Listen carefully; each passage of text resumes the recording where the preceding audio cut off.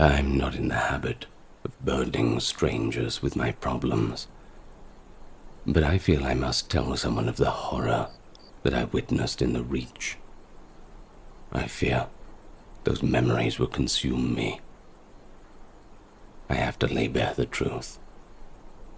This is the tale of how a Vigilant of Stendarr confronted the darkness under Molag Bal's sigil on the very night when evil itself seemed to claw into our world.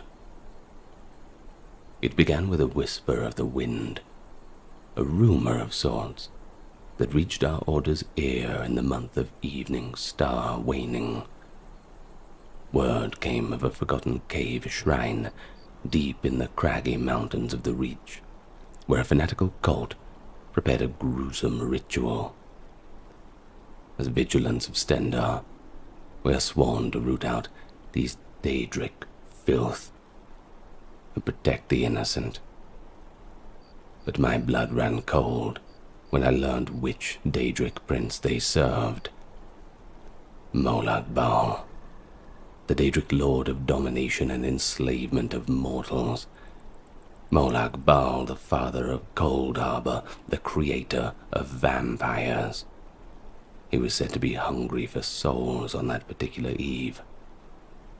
A memory of failure gnawed at me.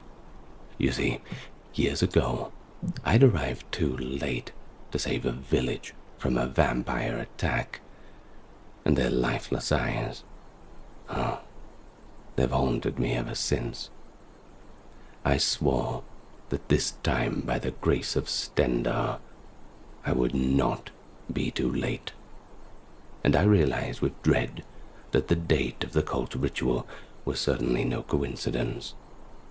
It fell on the 20th of Evening Star, Molag Bal's invocation day, when the boundaries between his freezing realm and ours grow the thinnest.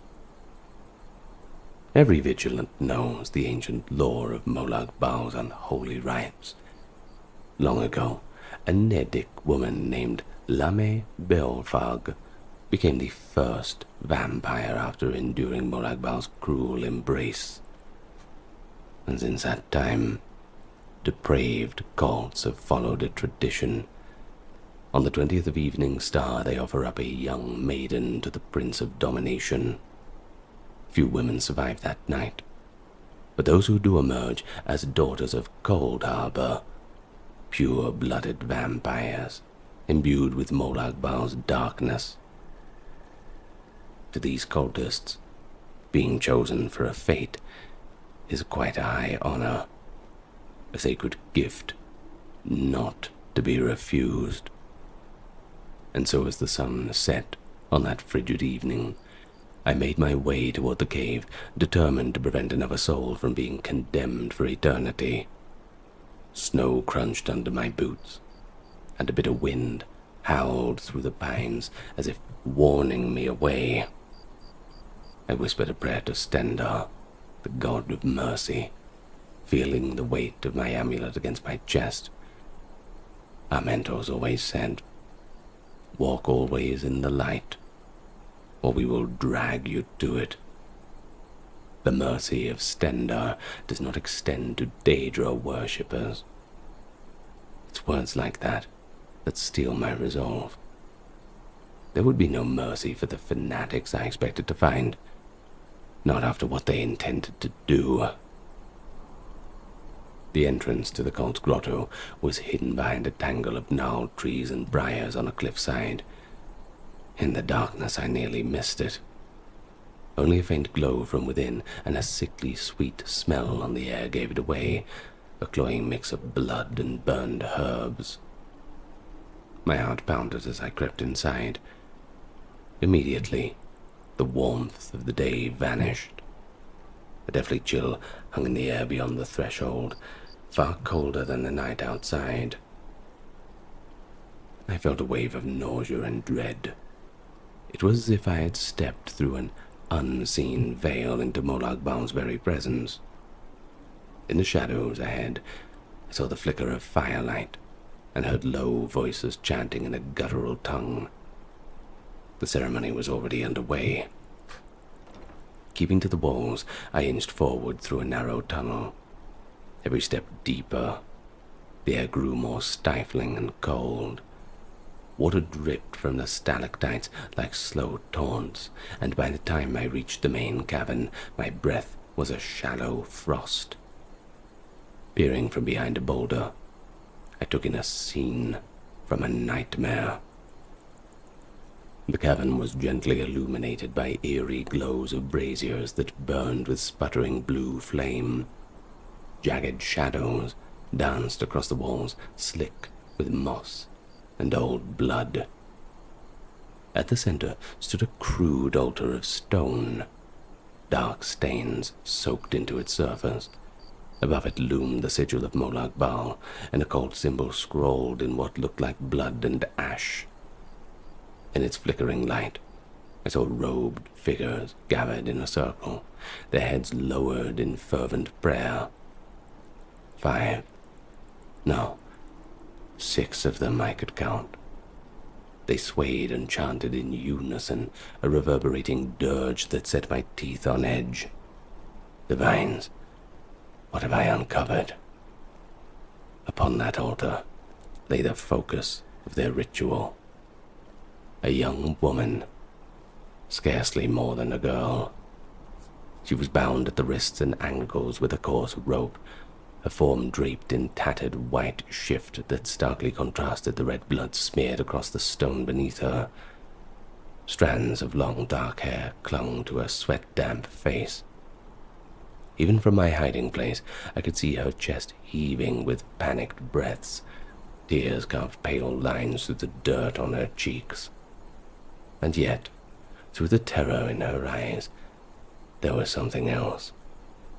A distant, glassy resolve. As if she had convinced herself this was an honor, a destiny she must fulfill. My heart clenched at the sight. The girl was terrified, but I sensed she was trying to be brave. Perhaps indoctrinated to believe in this gift of Molag Bal, that it was a sacred duty. A tall man in a goat-horned headdress and tattered robes presided over the ceremony. His face was lined and painted skull white, giving him a death-like visage in the torchlight. In his hands he held a jagged ceremonial dagger, its blade curved like a fang. He raised it high over the prone maiden and chanted in a voice that echoed off the cavern walls. I caught fragments of the vile litany, supplications to Molag Bal by his foul names. The cultists hailed him as the Lord of Domination, the Harvester of Souls, Father of Cold Harbor, beseeching him to come forth and finally receive his offering. With each verse, their voices grew more fervent, bouncing wildly within the confined space, the air itself heavy with malice and sorcery. I knew I only had moments before midnight, the hour of summoning. My pulse thundered in my ears as I drew the steel mace from my belt. The weight of it was reassuring in my hand. I readied a simple healing spell in the other hand as precaution. Its faint glow could easily be mistaken for the blue firelight around me. Though outnumbered, I had the element of surprise, not to mention the righteousness of Stendar on my side. Still, I hesitated, muscles tense like a coiled spring. If I moved too soon, they might kill the girl outright and overwhelm me. If I waited too long, I glanced again at the terrified maiden on the altar, at the dagger poised above her heart. Too long was not an option. Not again. I can't let it happen again. I summoned every ounce of courage and faith. I stepped from the shadows and bellowed, "Stop this madness in the name of Stendar." My voice rang through the cavern, startling the cultists out of their trance, and for a heartbeat, silence fell, broken only by the crackle of those uncanny flames. I met the leader's sunken eyes across the chamber. Shock and rage contorted his painted face. "Intruder," he hissed, spit flying from his lips. "Blasphemer! Molag Bal will have your soul." Chaos erupted. The circle of cultists dissolved into disarray. Two of them rushed at me with rusted swords drawn from their robes. Another snatched up a burning torch, advancing with murderous intent. I was already moving, driven by training and fury. The first attacker swung his blade at my head. I ducked under the arc and slammed my mace into his ribs. There was a sickening crack. He collapsed with a wail. The second cultist, a wiry woman with wild eyes, lunged, brandishing a curved and jagged sacrificial knife. I parried her slash with the steel pommel of my mace and sent her reeling with a boot to the chest. By then, the others had recovered from their shock. The leader remained by the altar, bellowing for his acolytes to protect the ritual. One cultist came at me with a torch, swinging for my face. I threw up my left hand and murmured a desperate word. Stendar's light flared as a protective shield just in time.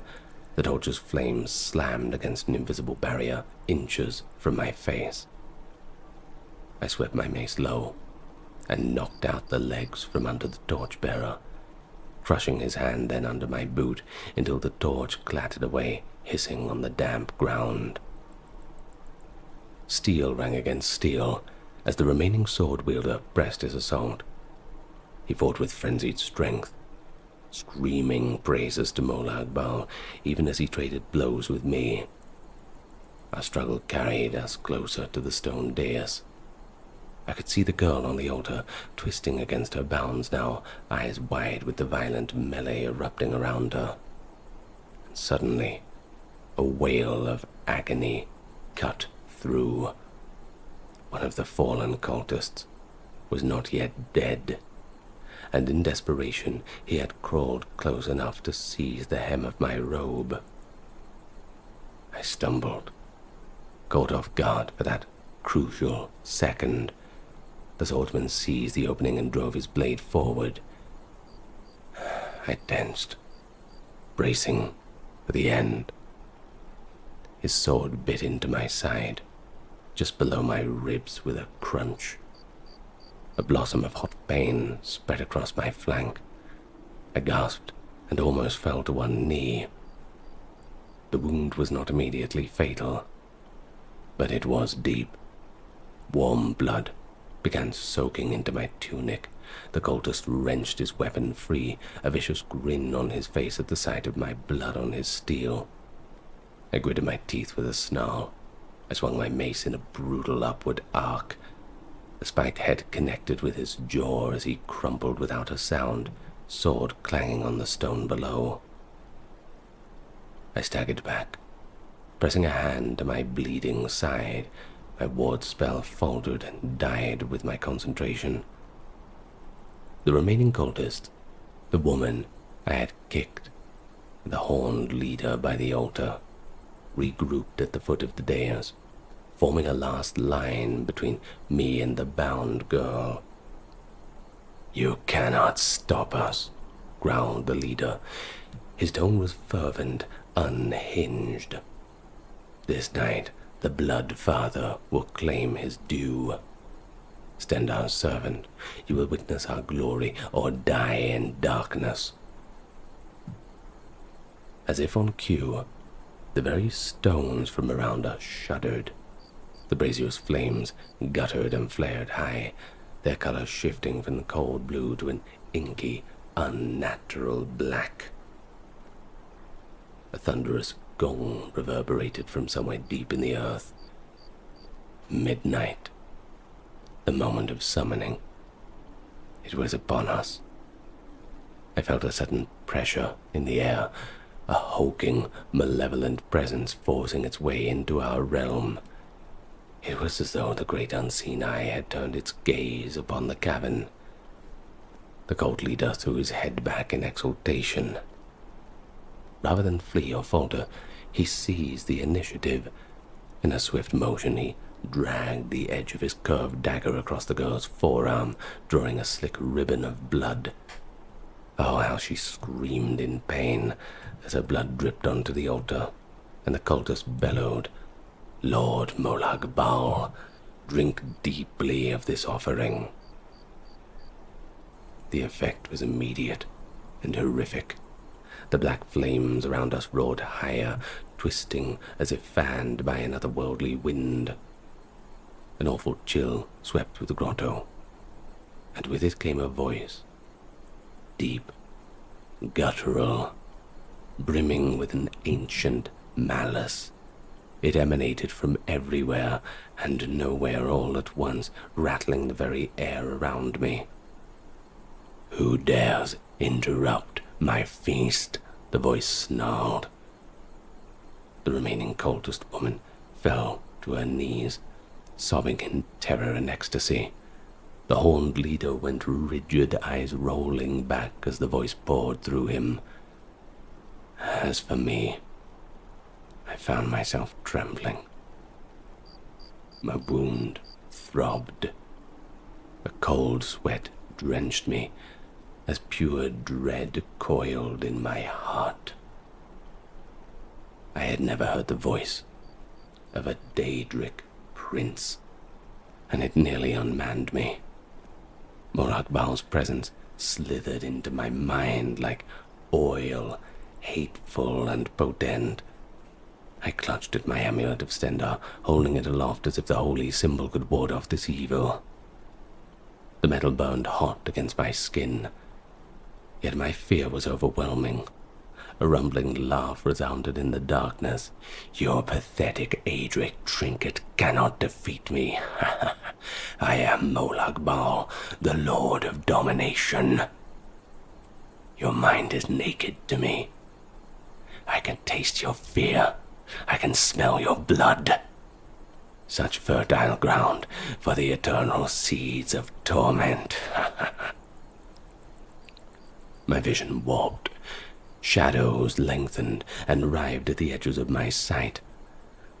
I saw, or imagined, a great towering silhouette forming within the black flames, a bipedal monstrosity of horns, fangs, and a lashing tail too horrific to be fully real. The cavern itself began to distort, the walls bending at impossible angles. I felt as if a door to Cold Harbor had cracked open.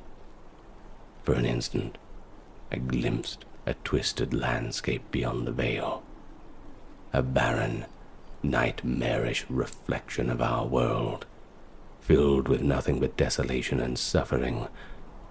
In that moment, pressed under Molag Bal's will, I understood the fate that awaited the girl if I failed. Her soul, it would be dragged to that frozen hell, corrupted for all eternity. The Daedric prince's voice came again, burrowing into my mind. "Give in, little Vigilant. Give up. Submit and I'll spare you. Think of those you've lost. Their souls are mine. Bow before me, and I'll reunite you with them." For an instant, the cave around me faded. I saw in my mind's eye the faces of villagers I had found too late, the family I failed years ago. They stared at me with hollow eyes. I heard their voices, pleading, accusing. "Why did you let us die?" Oh, how my heart lurched, a sob catching in my throat. Molag Bal pressed on, each word of velvet poison. "Serve me, and I shall give your life meaning, mortal. You will never fail again. This girl's suffering will be a small price for the gift that I offer. After all," the horned cultist's lips moved and Molag Bal's voice issued from his mouth, "there are worse masters than I. far worse. For one terrible moment, I faltered. It was that temptation to end the anguish, to atone my past by any means.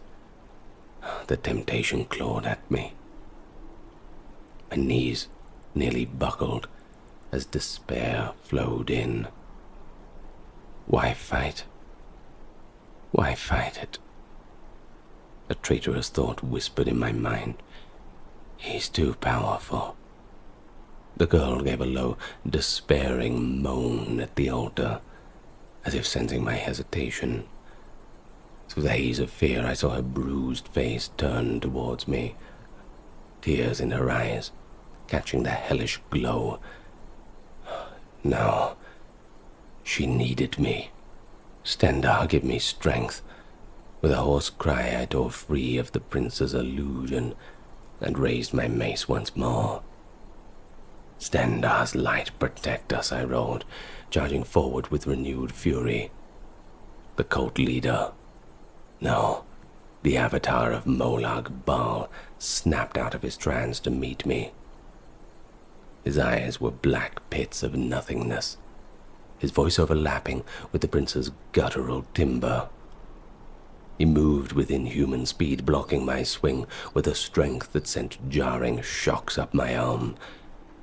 Dagger met mace, and sparks showered out in the dark.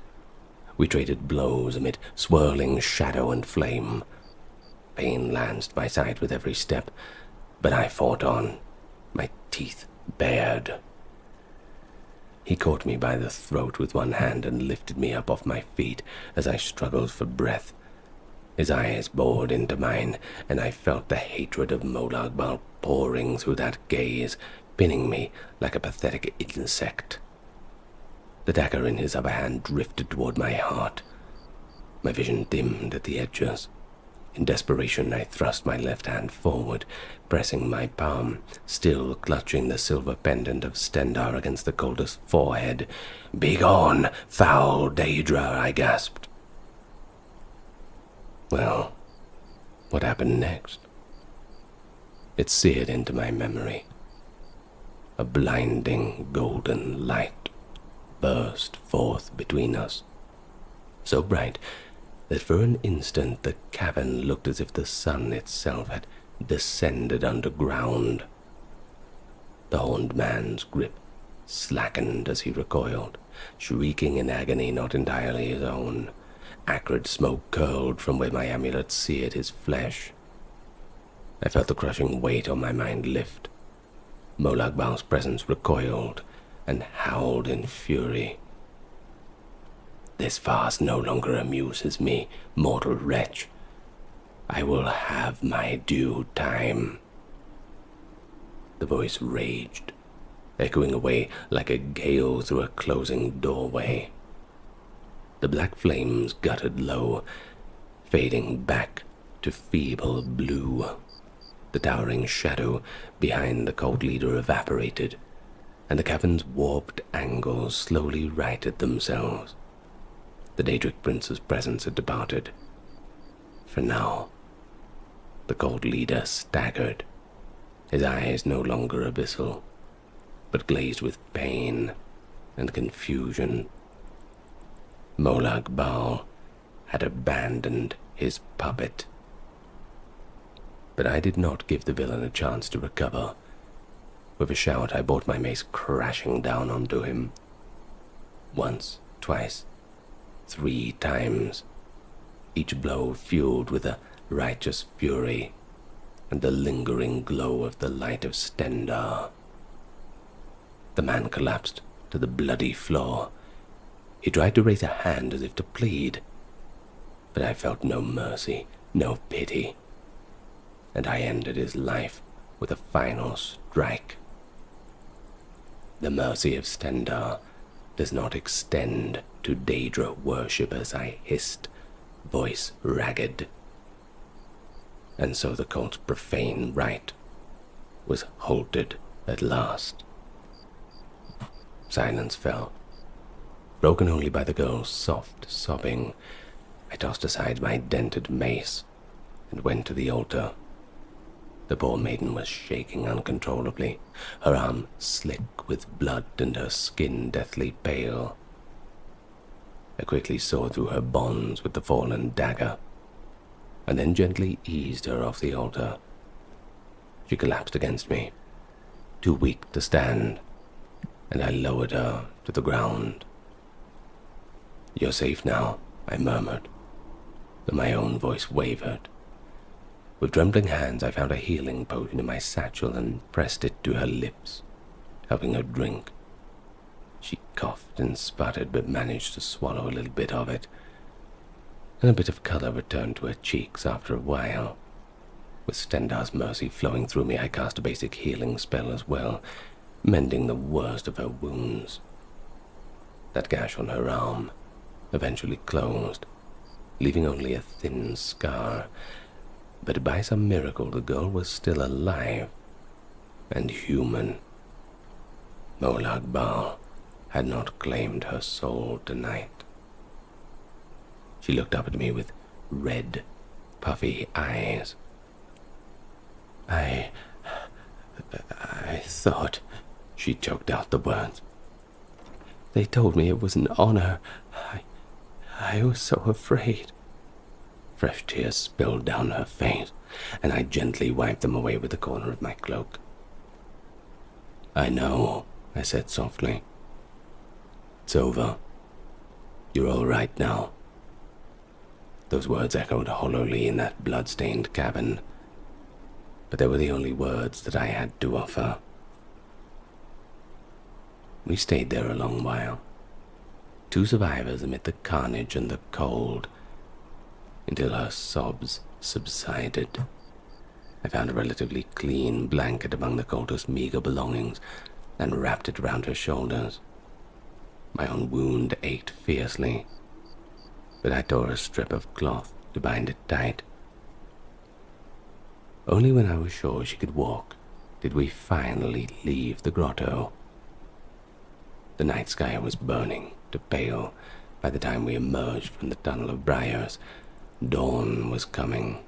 A faint light crept over those distant mountains, and the outside air smelled of pine and fresh snow, much better than that coppery smell of blood. But not until I stepped out did I realize I carried the scent of death with me, clinging to my armor, my skin, maybe my very soul. I glanced back out at the cave entrance one last time.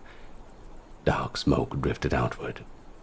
Before leaving, I had doused the remaining blasphemous altars in oil and set them aflame, letting the grotto burn with cleansing fire. The cold shrine would trouble to reach no more. As we trudged down that mountain path, the girl, her name was Adalia, I learned, leaned on my arm for support. She was silent, still in shock.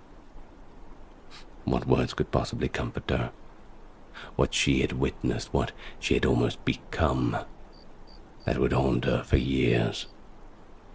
But all I could do was promise to escort her somewhere safe, perhaps the temple of Mara in Markarth.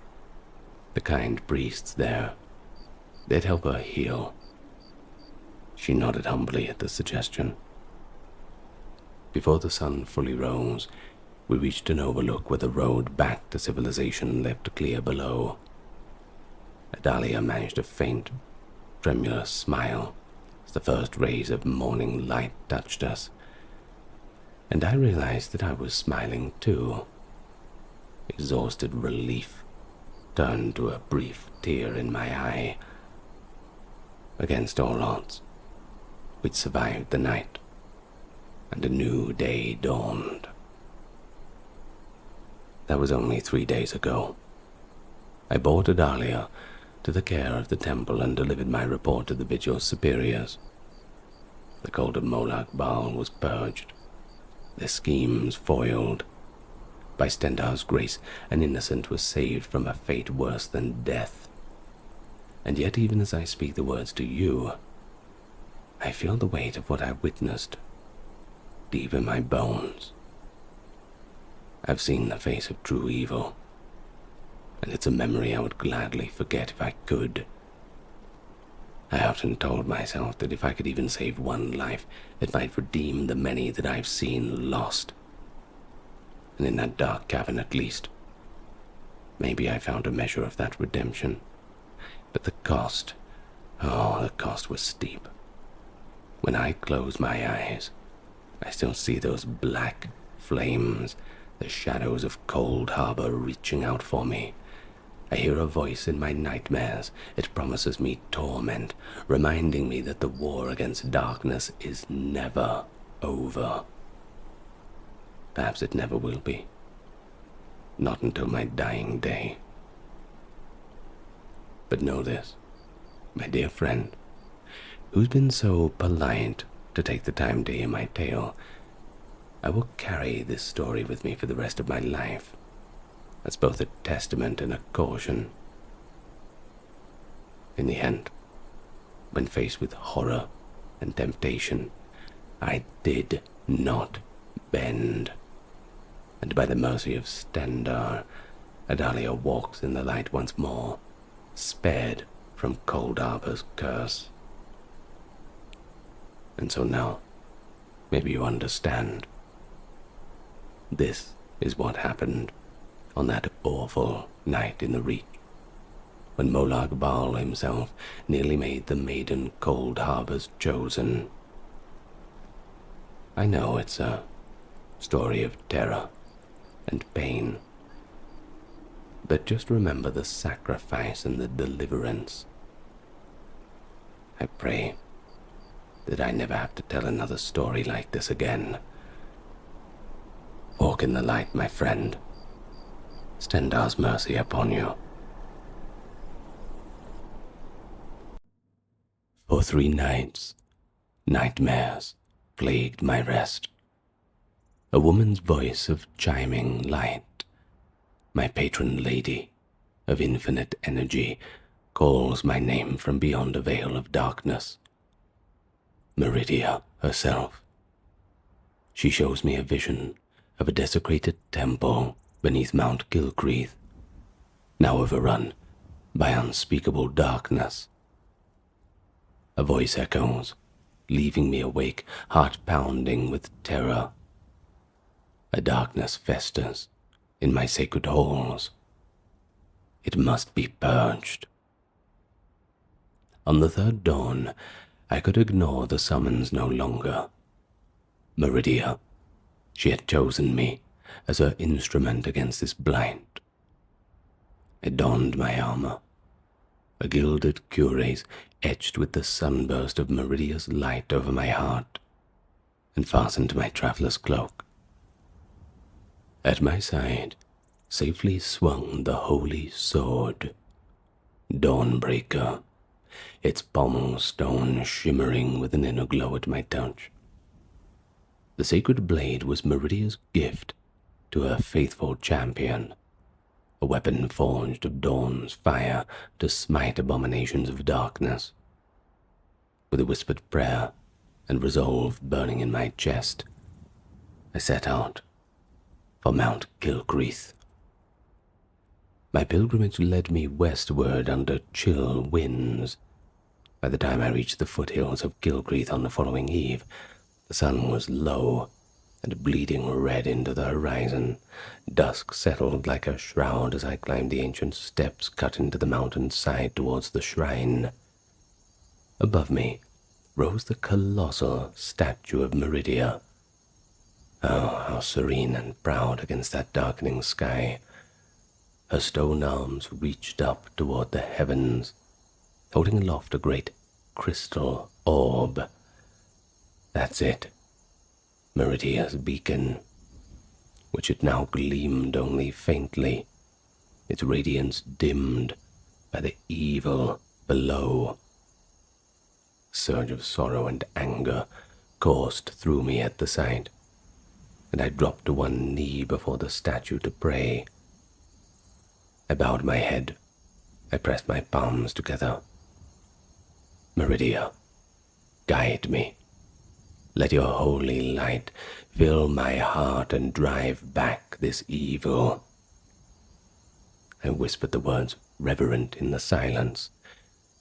A gentle warmth blossomed in my chest as an answer, a sign that my lady was listening. Rising with renewed conviction, I approached the ancient door at the base of the shrine. The heavy stone door stood slightly ajar, etched with faded, blessing runes.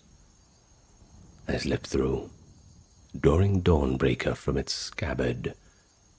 The blade's soft golden glow chased the shadows from the threshold, and with my heart alight in purpose, I stepped into that darkness beneath Meridia's temple. Inside, the air was thick with a cloying stench of decay. My light fell upon the stone walls, slick with moss and ancient filth. A long time ago, this had been a holy place. But now, the catacombs felt oppressively foul, a tomb of forsaken death. With each step, dust swirled and silence pressed in. Only dripping water and my own breath echoed, prickling on my skin, telling me that the undead were near. The glow of Dawnbreaker slowly pulsed, as if even the sword was hungry to scour that darkness. At the foot of the stairs, my boot slid on something slick. My stomach turned, and I realized the stones were coated in coagulated blood. The weak light of my sword fell upon a corpse, sprawled unnaturally across the threshold of a doorway ahead. I knelt down and beheld a gnawed man in battered armor, his lifeless eyes wide and a jagged bite wound opening his neck. I whispered the benediction for the fallen soul, and I closed his eyes. As I stood, my adjusted gaze revealed that he was indeed not alone. Corpses lay everywhere, in the antechamber and beyond, strewn like discarded dolls. Some wore imperial armor, others stormcloak colors, foes in life, now united in death. Their skin was ashen, faces twisted in final terror.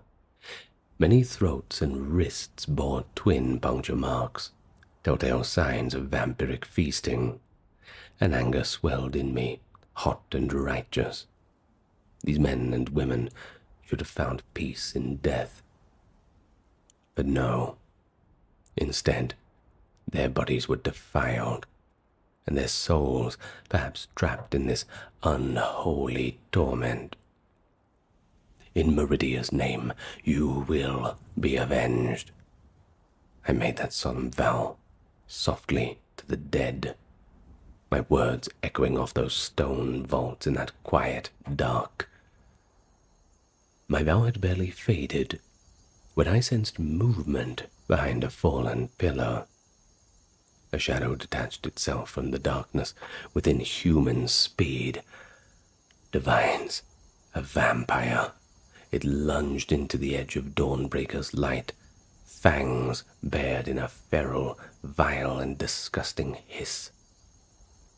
It was a gaunt, pallid creature, clad in scraps of scavenged leather.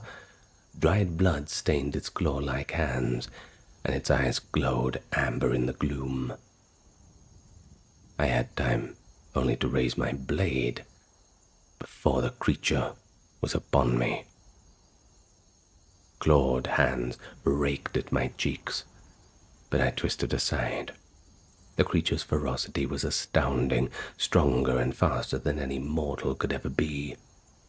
It slammed into my armored shoulder, and I staggered back, boots skidding on that blood. Pain jolted through me, but I gritted my teeth, and I held firm. The vampire came on again, hissing through yellowed fangs as it swiped at my throat. This time, I was ready. I met its lunge with a sweeping slash of Dawnbreaker, the blade of holy fire carving a bright arc through the darkness. When it bit into the vampire's side, the monster shrieked in pain, fresh sizzling where the enchanted blade had struck. I pressed the attack, shouting a prayer as I struck again and again. My sword cleaved clean through the vampire's neck in a flash of light. I caught the vampire's eyes, widening an instant before Meridia's purifying fire took hold. Light burst from its severed neck with a crack like thunder. A shrill, unearthly scream echoed out as the fiend's body disintegrated before me into ashes. When I lowered my arm, nothing remained, save a heap of blackened ash and scorch mark on the stone. I stood panting in silence, heart hammering back and forth in my chest. "Thank you, Meridia," I breathed, a tremor of relief mingling with the adrenaline in my veins. One abomination was down, but more awaited in the darkness ahead. Already, faint hisses and guttural cries echoed from deeper within. There was no turning back now. Those in the dark, I knew they were there, and they knew I was here. I gripped Dawnbreaker tightly and forced myself onward into the darkness. I was the sword of Meridia, and I would cut down every last vampire in these profaned halls. Deeper into the catacomb I walked, toward whatever confrontation awaited, or whatever fate. The stairway led into a vast domed chamber, the heart of Meridia's temple. My light barely reached the distant edges. Pillars lined the central nave like a forest of stone, their tops lost in the darkness. At the far end, on a raised dais, I saw the altar of Meridia. The pedestal where her beacon once rested was knocked askew, smeared with filth and blood. The defilement made me grip my sword in fury. I advanced cautiously between the pillars, every sense alert. The stench of death was stronger here. Pools of congealed blood stained the floor like dark mirrors. My light cast long, jagged shadows across the walls. Suddenly, 2 vampires emerged from the shadows to bar my path. One a gaunt mage, already weaving his vile magic, the other a hulking Nord brandishing claws. I dodged a bolt of foul energy from the spellcaster, only to be slammed by the Nord's charge. We crashed into the ground in a tangled mess. I rolled aside as talons scrabbled for my throat. Summoning the light of Meridia, I unleashed a blinding flash from my sword that staggered both of the fiends back. Seizing that moment, I lunged and drove Dawnbreaker through the chest of the mage. He howled as holy fire consumed him, collapsing into ash. The remaining vampire roared in fury and pounced. His claw rent across my side, white-hot pain shooting through me as blood soaked through my armor. Gasping, I fell back with the fell Nord looming over me. At that last instant, I snatched up Dawnbreaker from where it had fallen and thrust upward. The blade pierced the vampire's heart. He froze, disbelief in his eyes, just before a surge of golden light burst from within him. I was flung to the stone floor by the force of the explosion, and when I rose, nothing remained but drifting ash. But then I noticed a deep cut burning in my side. I won't hide it from you. In that moment, doubt assailed me. Kneeling in the blood-streaked darkness, pain knifing through my body, I felt those icy fingers of death clawing at my heart. Oh, how my vision swam. The enormity of the task ahead loomed and was felt suddenly impossible. I was just one faithful soul against an endless night. What if I failed? What if my corpse joined the others, left to rot in this pit, and Meridia's beacon remained forever dim? Our frustration blurred my sight. I'd come so far, endured so much. Could I truly fail now? No. I clenched my jaw, forcing air into my burning lungs, and I thought of Meridia's voice in my dreams, of the innocent lives snuffed out by this evil. I thought of the light that had guided me here. I would not abandon my lady's cause, not while a breath remained in my body, not while blood was in my veins. Meridia, please, grant me your strength. I begged the words in a ragged whisper, pouring every shred of faith into the plea. And as if in answer, a miracle occurred. From high above, a beam of light broke through the oppressive dark, pale and silver, seeping through a cracked seam in the vaulted ceiling. The gentle ray fell directly upon the dais at the far end of the hall. I turned to see it illuminating the fallen beacon of Meridia atop the blood-stained altar. The crystal that had seemed lifeless moments ago now glinted with a faint golden light, pulsing like a tiny heartbeat. A soft warmth washed over the chamber. In that glow, the chill in my bones receded, and my wounds seemed to ache just a little less. I gazed in wonder and gratitude. Meridia had not forsaken me. Her light reached me, even here. With renewed resolve, I wiped the dampness from my eyes. I am not alone. My lady, she is with me. I reminded myself that the Lady of Light watches over all her servants. And with that resolve, my fingers curled back around Dawnbreaker's hilt with renewed vigor and purpose. The sword's aura flared a little brighter, as if answering Meridia's renewed presence, though blood still trickled beneath my armor. But I found my strength to stand. Beyond the altar, I now noticed a great door set into the wall, a pair of iron valves engraved with writhing serpents and Daedric symbols. Through its seams I felt a cold draught, faint whispers of movement. The heart of the infestation lay just beyond. I steeled myself and limped forward, each step more steady than the last. Whatever awaited me, whatever there was on the other side, be it 100 thralls or the lord of this nest himself, I would face it with Meridia's wrath burning in my soul. Resolute, I pressed my bloodied hand against the door and pushed, ready to bring dawn to the darkest evil. The iron doors groaned open, and I stepped into an inner sanctum reeking of death and ancient rot. Torchlight, actual flickering torchlight. And at the center stood a raised platform, draped with tattered banners. There upon a grotesque stone throne, the mastermind of this nightmare, the vampire lord, watching me with predatory calm, a faint smile on his pallid, patrician face.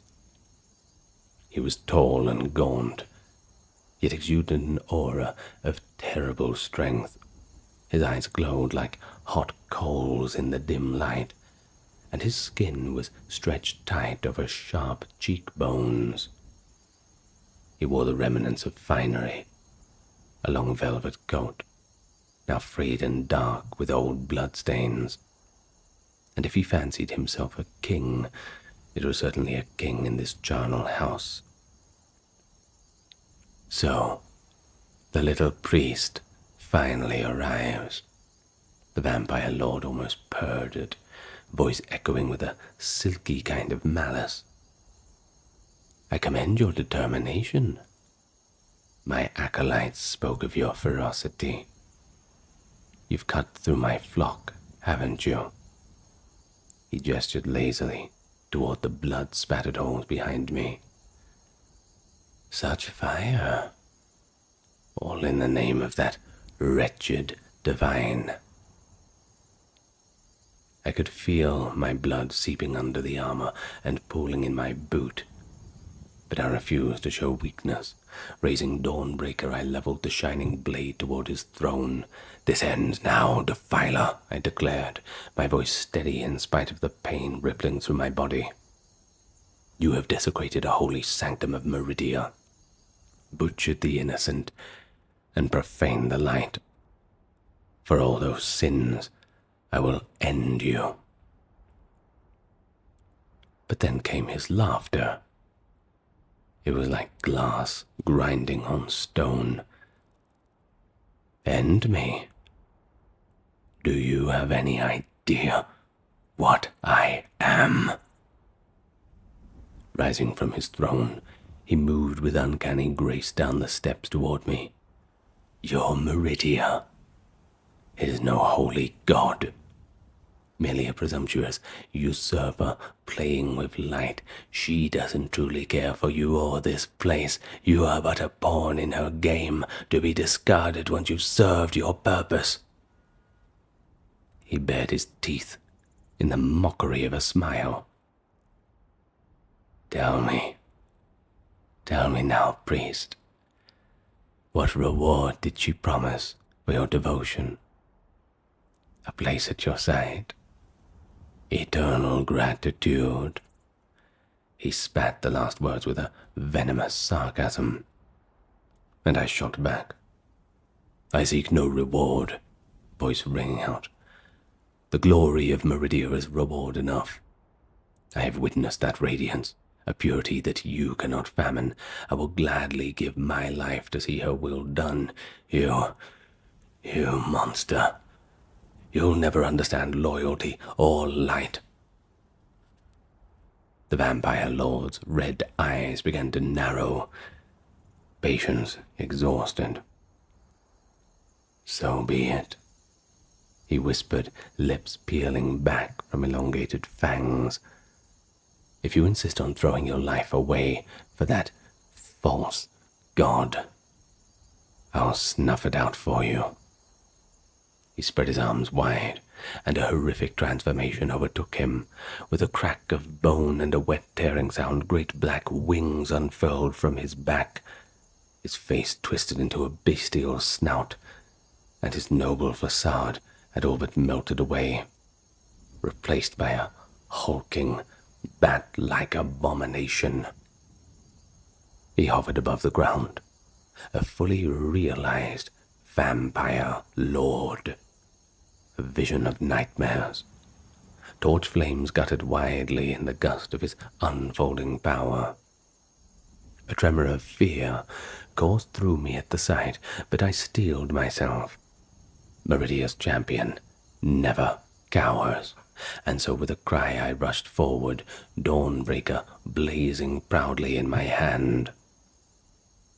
The vampire struck first. A flick of his claws and a crackling orb of darkness hurtling toward me.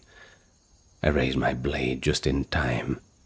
The orb shattered against Meridia's light in a spray of sickly shadow. The sheer force of it sent me stumbling back a few steps, my arms numb from the impact. Before I could recover, he was upon me. He jumped down from above in a blur of fury and claw. I gasped at his massive form colliding with mine, driving me brutally into a stone pillar. My skull cracked against the stone, and stars burst across my vision as I slumped. And that taste of copper filled my mouth, blood from a bitten lip perhaps. pain radiated through my battered body. His claws slashed for my throat. I ducked, and at the last instant, his talons whooshed past my ear to carve deep gouges in the pillar behind me. Seizing the opening, I drove Dawnbreaker upward with both hands. The blade bit into the vampire lord's flank, just beneath his ribs. He roared. Oh, a thunderous, inhuman sound, as golden flames seared the wound. Enraged, the creature backhanded me with such a force that air exploded out from my lungs. I was flung across the chamber like a rag doll, hitting the floor hard and tumbling, Dawnbreaker clattering from my grasp and skidding away into the shadow. Agony lanced through my ribs. I coughed, splattering blood on the stone. Before I could crawl towards my sword, an iron claw seized my throat and hauled me into the air. I dangled helplessly, boots kicking above the ground. I clawed at its vice-like grip to no avail. He drew me close, until I was face to face with those blazing, horrible eyes. "Where is your Meridia now, priest?" he snarled, breath hot and reeking of death against my face. "Behold how easy your holy light is extinguished." His grip tightened, cutting off my air. Oh, I gagged a strangled choke, the only sound I could make. My vision blurred, limbs going numb as my brain screamed for oxygen. Blackness crept in at the edges of my sight. A sword of light lay out of reach. With my last spark of consciousness, I sent up a silent plea. "Meridia, help me." And then the world went dark. From within that suffocating haze of unconsciousness, I sensed a sudden shift in the air. A distant ringing filled my ears, growing louder like the rising note of a choir. Just as darkness threatened to consume me, a blinding pillar of light crashed down from above. Golden radiance flooded my vision. The vampire lord's grip tore away from my throat as he was hurled back by a divine force. I collapsed to the ground, sucking in air with ragged, burning gulps. My vision cleared in time just to witness Meridia's wrath unleashed. A brilliant beam, pure and searing, erupted from the altar where Meridia's beacon now blazed like a star. It struck the vampire lord full in the back, and he screamed in agony as the holy light burned through him. The entire hall was now bathed in gold. Within the radiance, I glimpsed a feminine silhouette, and a voice thundered in my mind. "Your desecration ends here, creature." Coughing, I dragged myself up to one knee. Dawnbreaker lay nearby, now gleaming fiercely with Meridia's power. I seized its hilt, feeling holy energy thrumming through the metal. The vampire lord writhed on the floor, flesh crackling and flaking to ash under the relentless beam of light. Yet he still struggled. With a final wordless prayer, I summoned my remaining strength and staggered toward him. He looked up at me, ruinous face twisted in desperation and hatred. "This is for every soul you have damned, creature," I whispered, voice low but unwavering. And then with a righteous fury, I plunged Dawnbreaker through the vampire lord's heart. For an instant, his eyes went wide, more disbelief than pain, and Meridia's light exploded from the blade in a blinding nova. I was flung back as a wave of warmth and radiance washed over everything.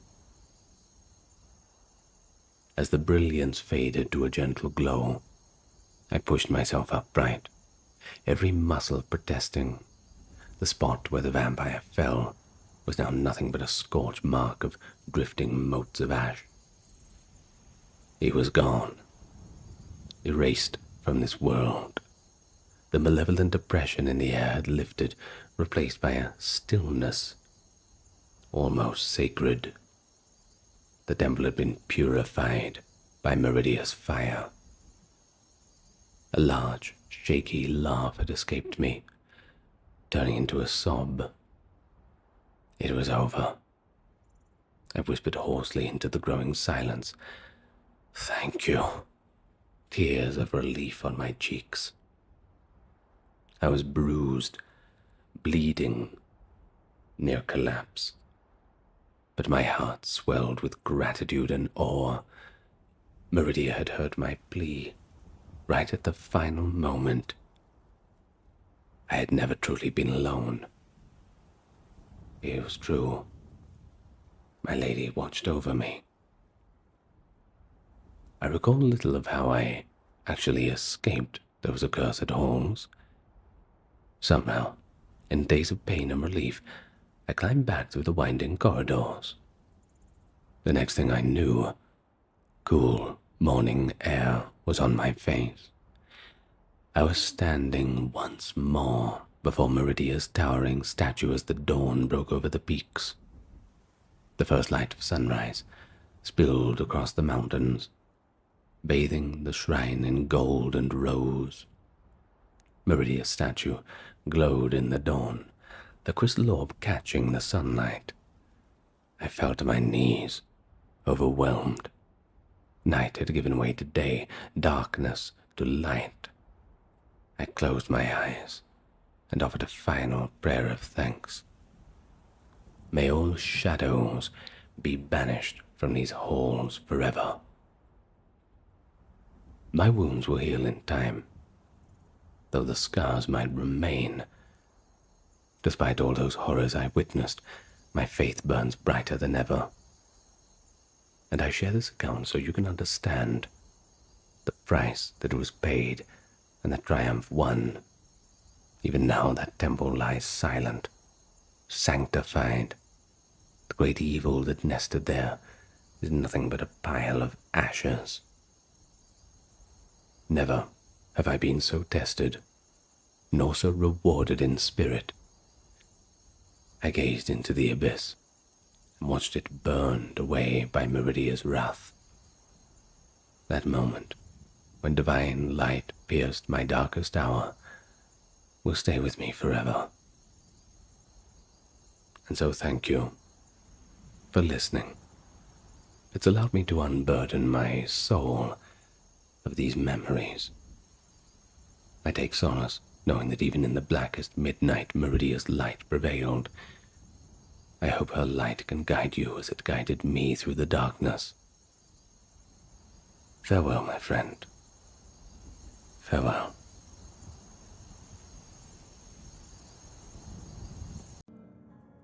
Go on then.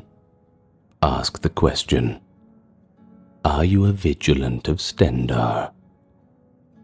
Of course I am. You knew it as soon as you saw my armor. Maybe you noticed that dried blood on my mace too.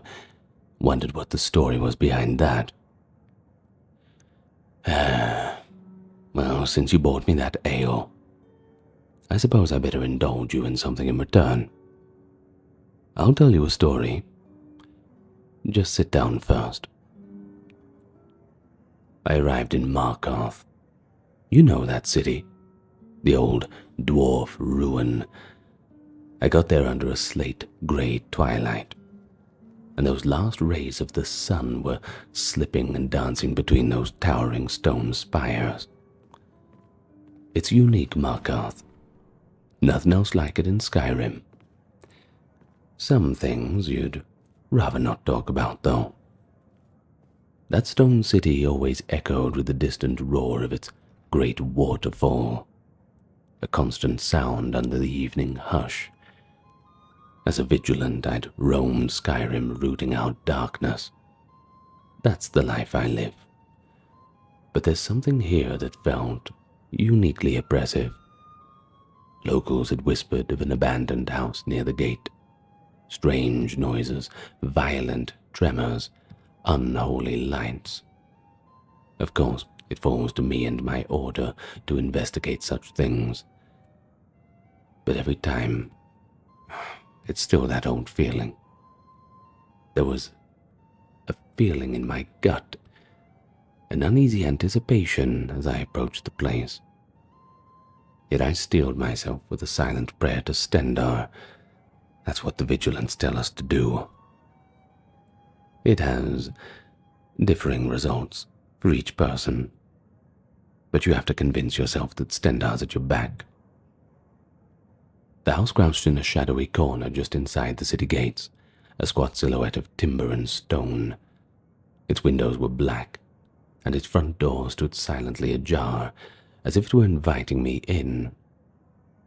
I pushed the door open with the head of my steel mace and called into the dim interior.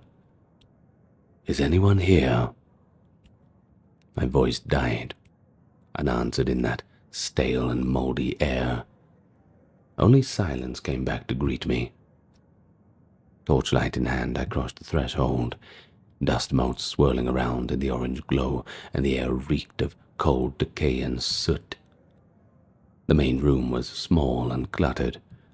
Overturned chairs and a broken table lay strewn about, furniture tossed up as if a whirlwind had gone through the place. And a prickling unease crawled up my back. My years of training with the Vigilants had honed my instincts of the supernatural, and here those instincts turned into a warning. There was a heaviness to the atmosphere, an unmistakable aura of malevolence that made my skin crawl. I stepped forward cautiously, boots scraping on the stone flooring, each footfall echoing too loudly for comfort, as though the house were listening. The walls bore scratch marks and dark spattered stains I chose not to examine closely. Swallowing against a dry throat, I murmured, "Stendar's mercy upon me," invoking my divine patron to ward off whatever evil lurked here. But the words fell flat, swallowed there by the thick gloom. I advanced through the dusty parlor, nudging aside an upturned chair with my boot. The torchlight stretched the shadows long, making them dance like phantoms at the edge of sight. And suddenly, a sharp clatter shattered that silence. A metal pot toppled off a shelf in the adjoining kitchen, crashing to the floor. I whirled toward the sound, mace raised, heart jolting in my chest. "Who's there?" I challenged, voice harder than I felt. But only a faint drip of water from somewhere in the house answered. I stepped into the tiny kitchen, sweeping my torch in a slow arc. The remains of a meal sat on the table, a loaf of bread long since molded to green fur, a wedge of cheese, dried and cracked. It was as if the occupants had left in the middle of supper and never returned. A layer of dust covered everything. Whatever happened here, it happened some time ago. Another thump came from deeper within the house, a door bumping against something else. I turned to see a doorway on the far side of the main room quivering slightly ajar, and beyond it, narrow stairs led down into a black basement. A draught wafted up from the darkness, chilling the sweat on my brow and carrying it with a coppery stench. And I knew that stench better than anything. It was a smell of blood, a scent that was faint, but unmistakable. My fingers tightened around the haft of my mace. If a Daedric prince was here, it likely lurked below. I gathered my nerves and approached the stairwell. Just as I reached the threshold, the front door behind me suddenly swung shut in a thunderous slam. I jumped and spun around, nearly dropping my torch. In 2 strides, I was back at the entry, throwing my shoulder against the heavy oak door. But it refused to budge. I rattled the iron handle and felt an unnatural resistance holding it fast. Panic flared up in my chest. I was trapped. I shouted out, pounding on the door with a gauntleted fist. If any guard was still nearby, they might hear. "Is anyone out there?" My only answer was the echo of the desperate shouts of my own voice. The thick door, sealed by unseen forces, smothered my hope of escape. I told myself, even as my pulse raced, that things were going to be all right. A Vigilant of Stendarr does not succumb to panic so easily, surely. Exhaling unsteadily, I turned back towards the house's depths. The only way out now was through whatever darkness lay below, and I had to face it. The torch in my hand guttered violently, and without a warning its flame died. Utter darkness swallowed me. I choked back a cry. Suddenly blind in the black, heart hammering back and forth, I fumbled at my belt for flint and steel, my fingers trembling, and in that moment of perfect dark, I felt completely vulnerable. Somewhere in the gloom, a low, cruel giggle echoed. Sounds like bones grinding on stone, I thought. I froze up and the blood turned to ice in my veins. "Who's there?" I called, trying to keep my voice steady. But only silence answered, thick and stifling. At last I struck a spark from the flint. The torch's oilcloth caught, and a weak flame sputtered to life, pushing back a fraction of those shadows. I lifted it high, casting the feeble glow around in a wide arc. The house interior looked as it had before, empty, disheveled, but I could feel a presence now. Something watching from just beyond the light's reach. Something was in there with me. But then came a voice, a whisper from that dark abyss. Everywhere and nowhere all at once. "Mortal." The words slithered through the air, nearly inaudible yet impossibly clear, dripping with malice. I spun toward the sound, but only saw the open doorway of the stairwell yawning black before me. My mouth went dry. I licked my lips and forced strength into my tone. "Show yourself," I demanded, raising my mace up high. The only response was a deep, mocking laugh that rolled out of the darkness. "As you wish, Vigilant." The shadows at the edge of my vision shifted and gathered.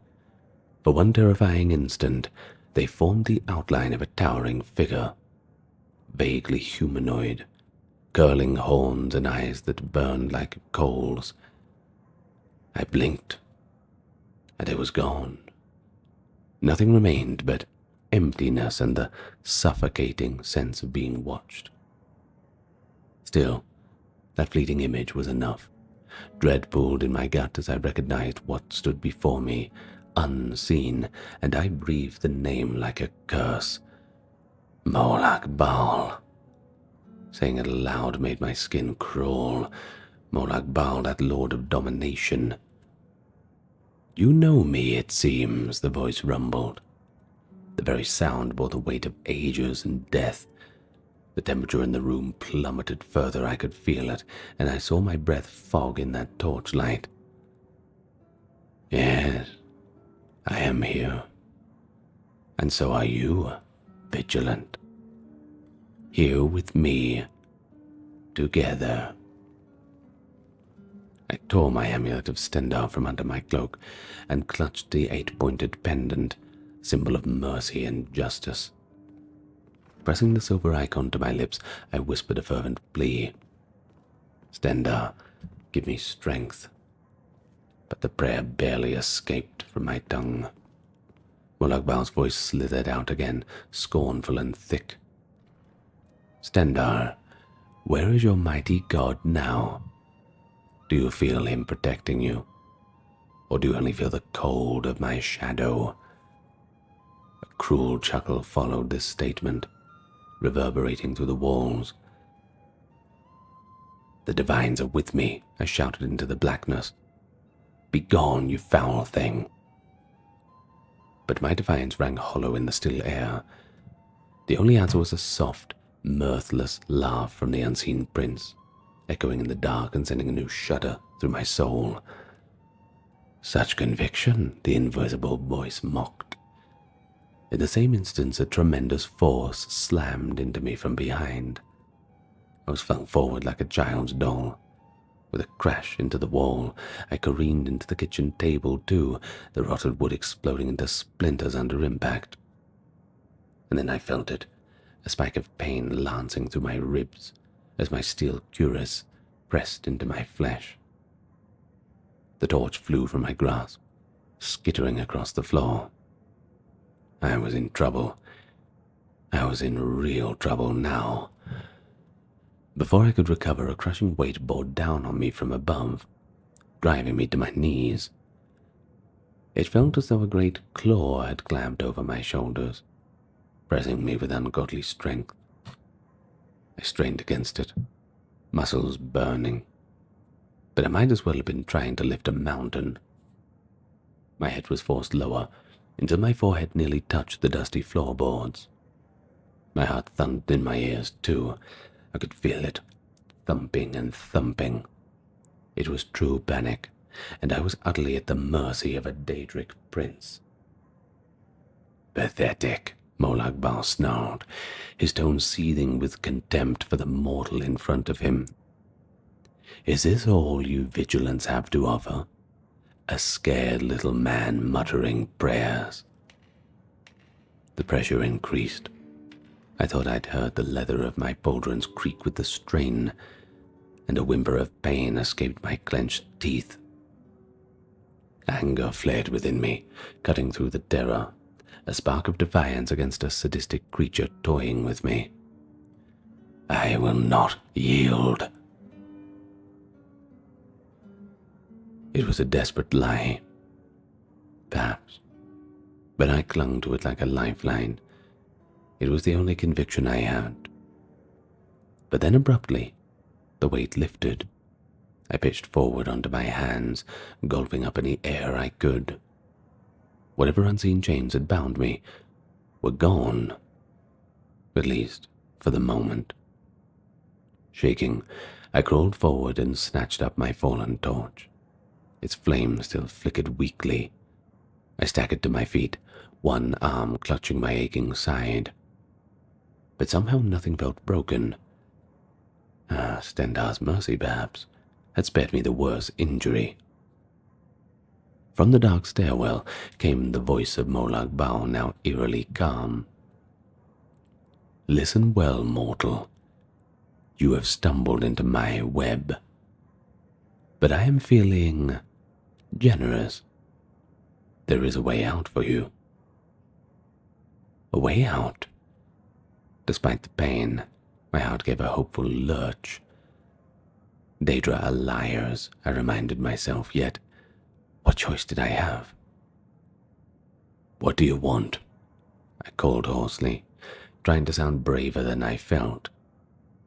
I edged toward the center of the room, turning slowly so that no side of me was left unguarded. His voice swirled around from every direction, as cloying as smoke around me. "Your kind, the Vigilants, spend your lives slaying my kin and smashing my shrines. So pious, yet so very weak."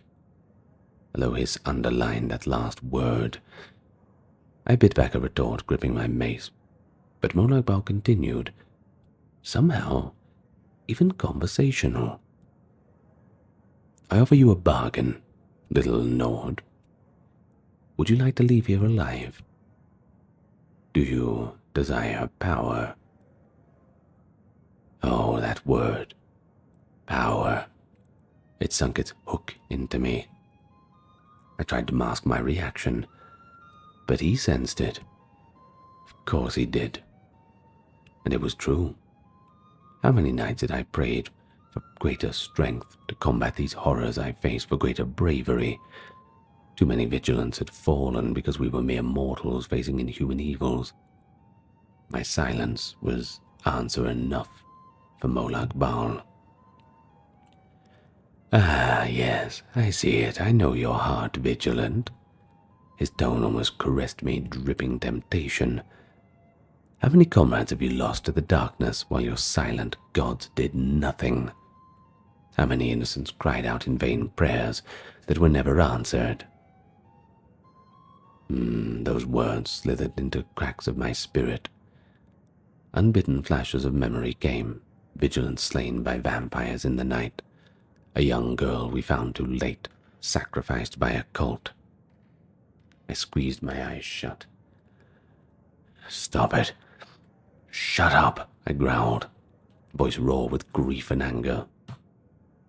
Molag Bal hissed back. "Listen to me, Vigilant. They were weak, and so are you. But I can change that. Accept the strength that I offer, and you could avenge them all. Cleanse this world of every foul creature you hate. All I require is faith. Renounce your feeble divines. Swear yourself to me." "Never," I spat, the word bursting out of my mouth before he even finished. But my voice shook, betraying the fear beneath my defiance. The offer was monstrous. I knew it. Yet a tiny voice in me whispered, "Where has Stendar's strength brought you? What has Stendar ever done for you?" Oh, here I was, trapped and trembling, completely outmatched on every front. If I fell here, what would my death serve? Would it do any good? Molag Bal turned back to me. "Think carefully. Kneel, and you shall walk out of this house stronger than ever. My champion released upon the world. But refuse, and I will take my time in breaking you. Your soul will simmer in Cold Harbor for eternity." A chill ripped through me at the name of his realm. Cold Harbor, a nightmare world of slavery and anguish. My breathing turned shallow. Perhaps a dead Vigilant helps no one, a sly thought came. Maybe I could pretend to submit, find a chance to escape. Oh, I immediately loathed myself for thinking of it. One does not outwit Molag Bal with false promises. To even entertain serving him, however briefly, that would doom my soul. I gritted my teeth and steadied my shaking hands. This was a true test of my faith. "I'd rather die as Stendar's servant," I said hoarsely, "than live as your pawn, Molag Bal, you monster, you fiend." For a heartbeat there was nothing.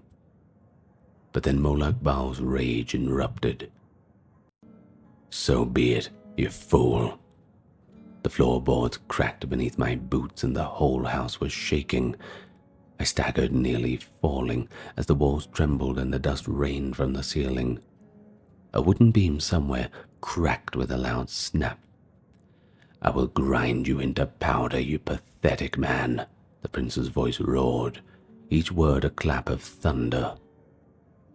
I threw my arm over my head as debris began to patter down. In that moment, I truly thought the building would collapse and bury me alive. Over the cacophony, a new sound reached me. A human shout from below. "Help! Someone, please!" The voice was weak. It was agonized, filled with sorrow, but very real. My eyes widened. Divines. I was not alone here. There was someone else. I froze, straining to hear. "Please, is anyone there?" Came the faint cry again, echoing up from the cellar. The house's violent shaking subsided as suddenly as it began, as if the Daedric prince himself had paused in surprise. My heart pounded. Someone was trapped down there. Likely the very person whose cry had lured me earlier. I lurched toward the stairway. Whatever Molag Bal had intended for me, I now had another purpose. There was a life to save, and I would be the one to save them. Ignoring my own trembling legs, I hurried down the steep stone steps into the basement, following the source of the cries. The foul draught following up grew stronger as I descended, carrying with it that sickly metallic tang of blood and a gust of palpable terror. My torch cast jittery light on the slick rocks as I reached the bottom. "Hello?" I called out. "I'm here. Keep talking so I know where you are. I'm coming to get you. I'm coming to help." At the base of the stairs, my torchlight unveiled a grisly scene. I stood in a low-ceilinged cellar, carved at the bedrock beneath the house. And the air, it was pure rot and spilled blood. In the center of the chamber stood a crude altar of dark stone, stained black-brown with old gore. Shackles and chains hung from a beam above, and at the end of one chain knelt a man. He was gaunt, barely more than a skeleton draped in a few torn rags. His arms were hoisted overhead by the shackles, forcing him into a bowed kneel. At the intrusion of light, he raised his head with a desperate effort. His face was a mask of bruises and dried blood, and his eyes, wide, bloodshot, gleamed with a mix of hope and terror. "Oh, by the divines, please," he croaked. "Help me." The plea broke off in a sob. "I'm here, my friend," I said quickly, setting the torch in a wall sconce and rushing to his side. "Don't worry. I'm a Vigilant of Stendarr. I'm going to get you out of here.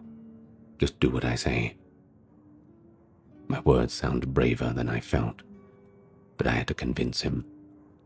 Up close I could see the iron shackles biting into his wrists crusted with blood. The chain ran taut from his arms to ring bolted into the floor, locked up tight.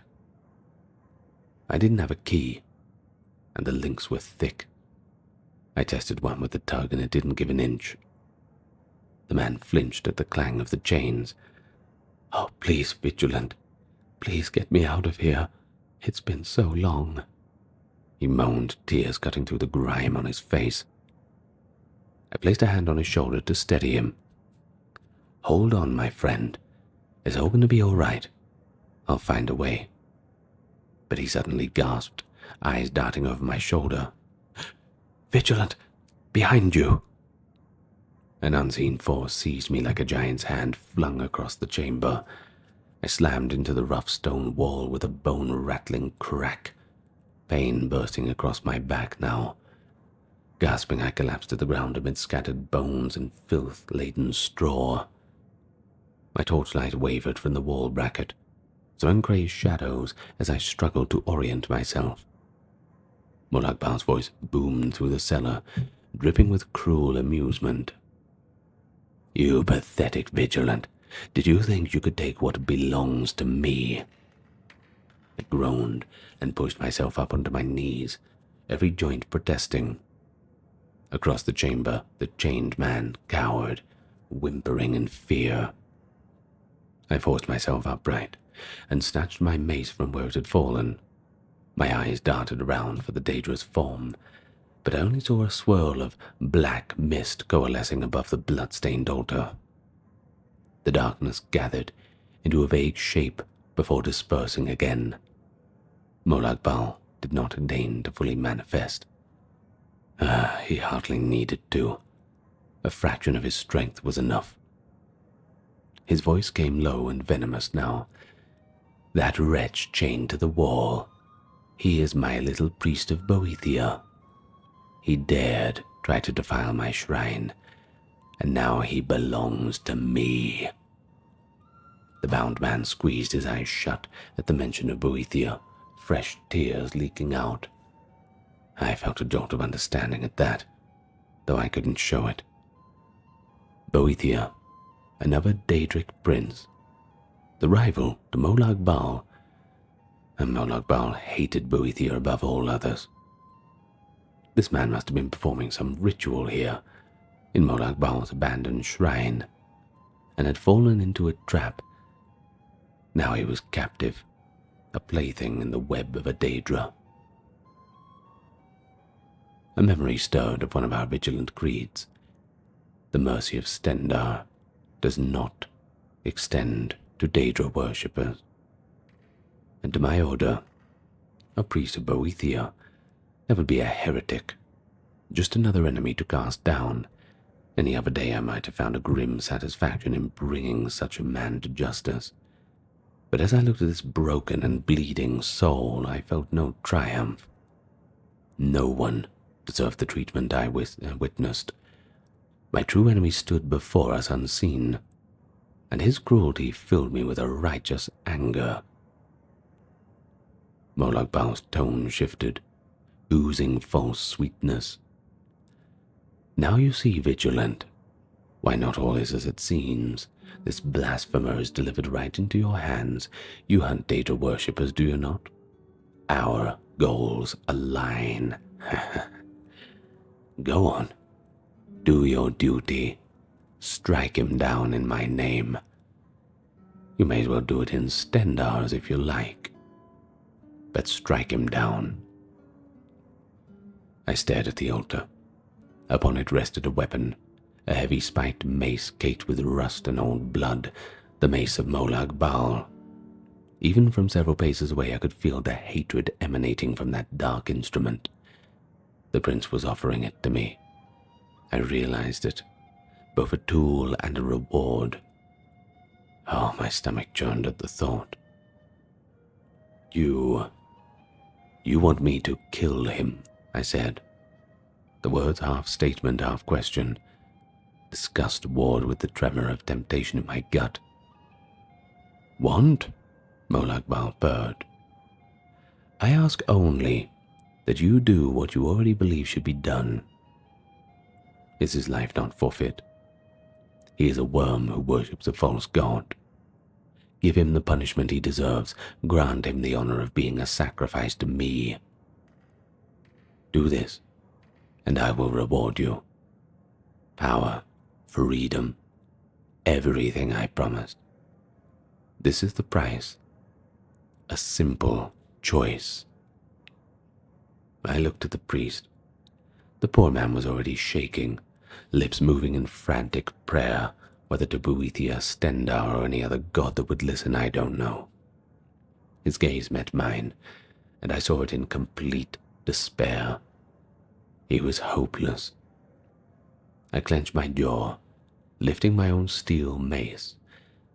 I am a Vigilant of Stendarr, I hissed.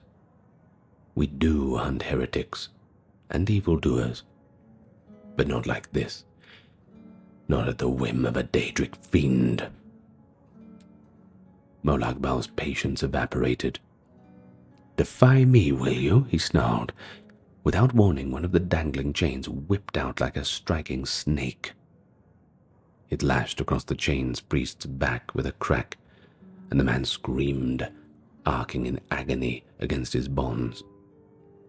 No, I shouted, rushing forward, but an invisible force smashed into my chest and hurled me back again. I landed near the foot of the stairs. The wind knocked from my lungs. The prince's laughter was like a knife. How much pain can you stomach, little Vigilant? I can keep him alive for years if I wish, and make you witness every second. His screams will be the music of your days here. My heart thundered. This was unbearable, and Molag Bal hissed back. Look at him. You have the power to end his suffering. Just one swing of that mace and it's all over. Isn't that what your merciful Stendarr would want? Go on. Show mercy. I stared at the wretched man, shuddering in pain, his blood dribbling onto the stone. Horror and helpless fury warred within me. If I did nothing, the prince would indeed torture him endlessly. and likely me too. Perhaps killing the man would truly be a mercy at this point. But a part of me, desperate and cornered, whispered that the priest was a servant of dark power.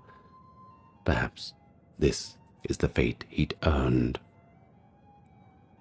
"No," I growled, struggling back to my feet. "No, I won't do it. Not like this. I'm not going to do it for you."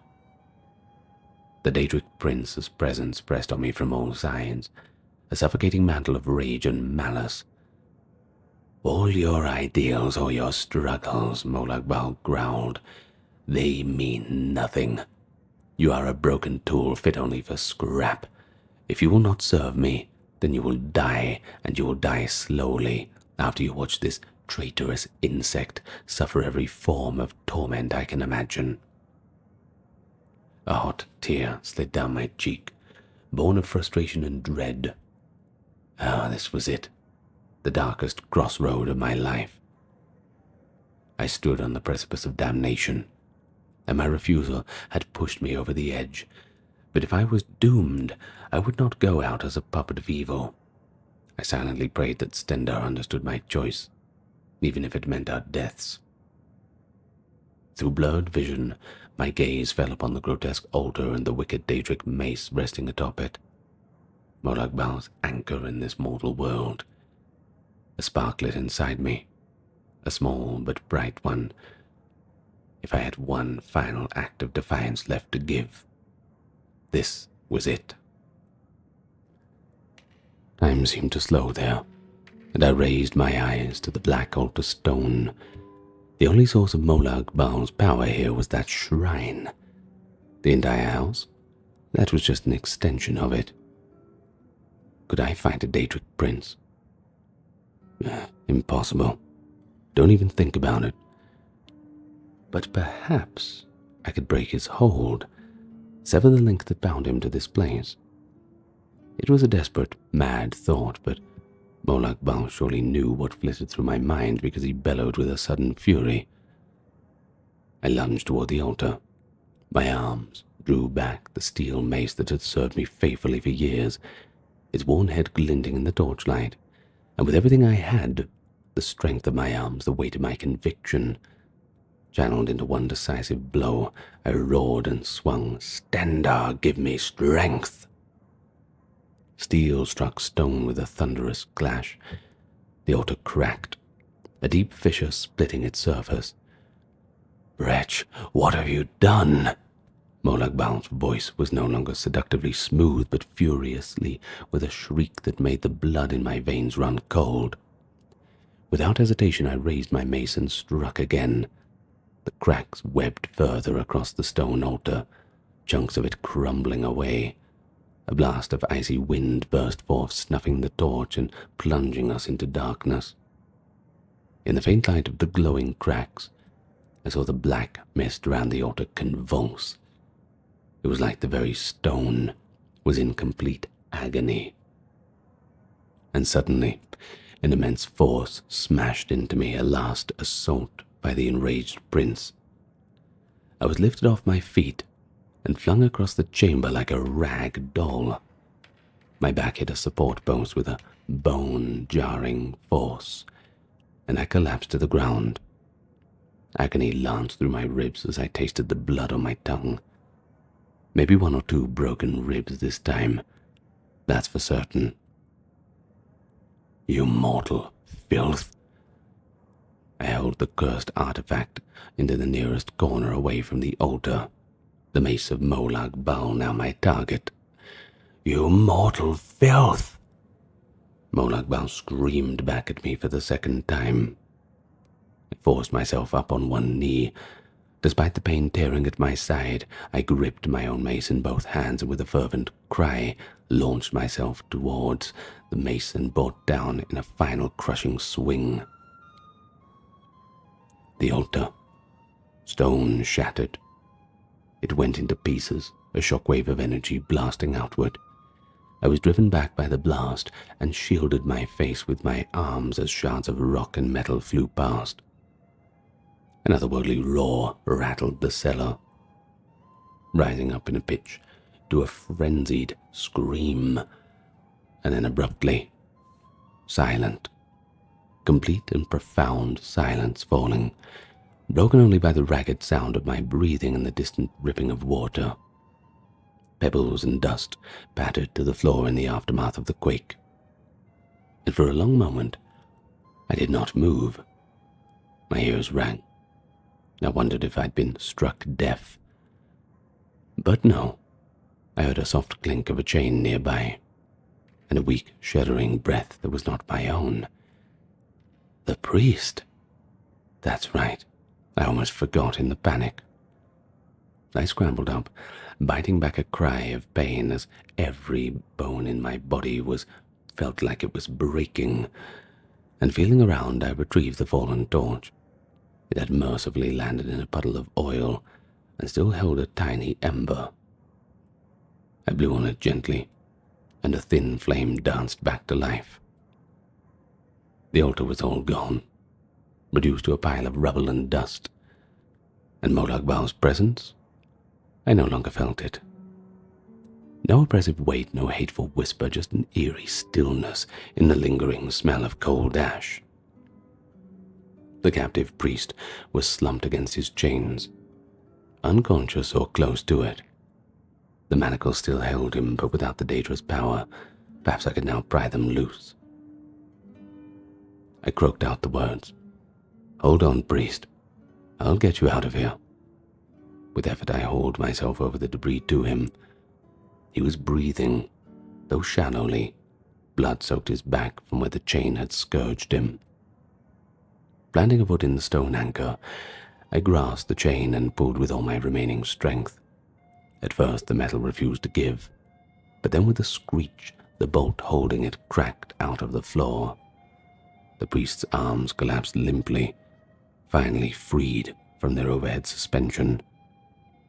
I caught him as he sagged forward, easing him gently to the ground. "It's over now." I wasn't unsure if he could hear it or not, but I had to say something. The man's eyes fluttered open a sliver as he looked back at me, and he was in a dazed disbelief.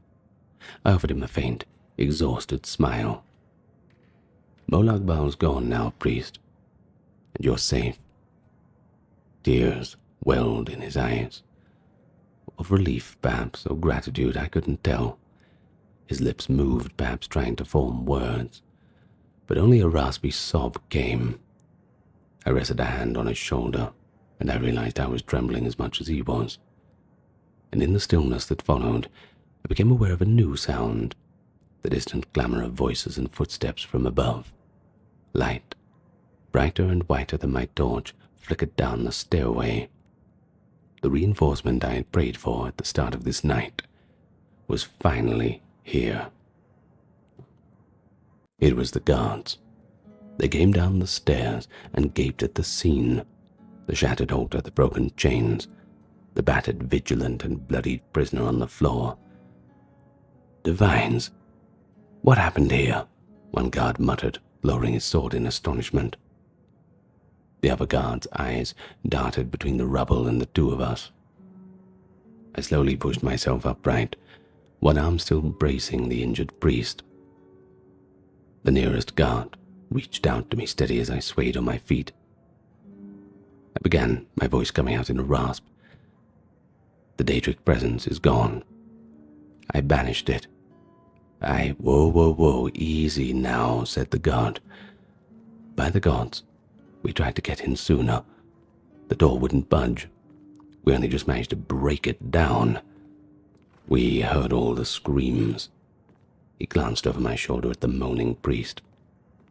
"We had no idea someone else was in here." "Well, he'll live," I managed, nodding toward the injured man. "Help me get him upstairs, will you?" At once, the guard carefully eased the limp priest from my arms and lifted him. The other offered himself under my shoulder for support, but I was too drained and hurt to refuse. Leaning on the guard, I limped towards the stairs, each new step an adventure in pain. But it was all over. The nightmare had finally come to an end. We ascended out of the dark and into the ruined main room of the house, dawn's light streaming in through the now battered front door. They certainly made a mess of the thing. The air was all colored in the dust. Outside, more people were gathered. Guards and a few curious townsfolk drawn in by the commotion. Their anxious faces peered in as we emerged. The guard carrying the priest pushed past them, heading toward the Temple of Dibella, on the nearby hill where healers could tend to him. I stood, blinking in the daylight, releasing a breath I felt like I'd been holding for an eternity, and the cool morning air on my face was the sweetest thing that I could ever imagine. A murmur went through the small crowd as they took in my appearance in the wreckage behind me. One of the guards asked, "Is it over?" Half in awe, half in hope. "Yeah, it's over," I said quietly. "The haunting is over. The evil inside has been banished." But even as I said the words, I scarcely believed them. But the serene hush in my soul, where Molag Bal's voice had been, was proof enough. The guards exchanged looks of amazement. One of them, a captain by his insignia, stepped forward and clapped a hand on my shoulder. "Then Markarth is in your debt, Vigilant. We feared the worst when we heard the screams and felt the ground shake. By the time we broke in, well, only the gods knew what you faced in there.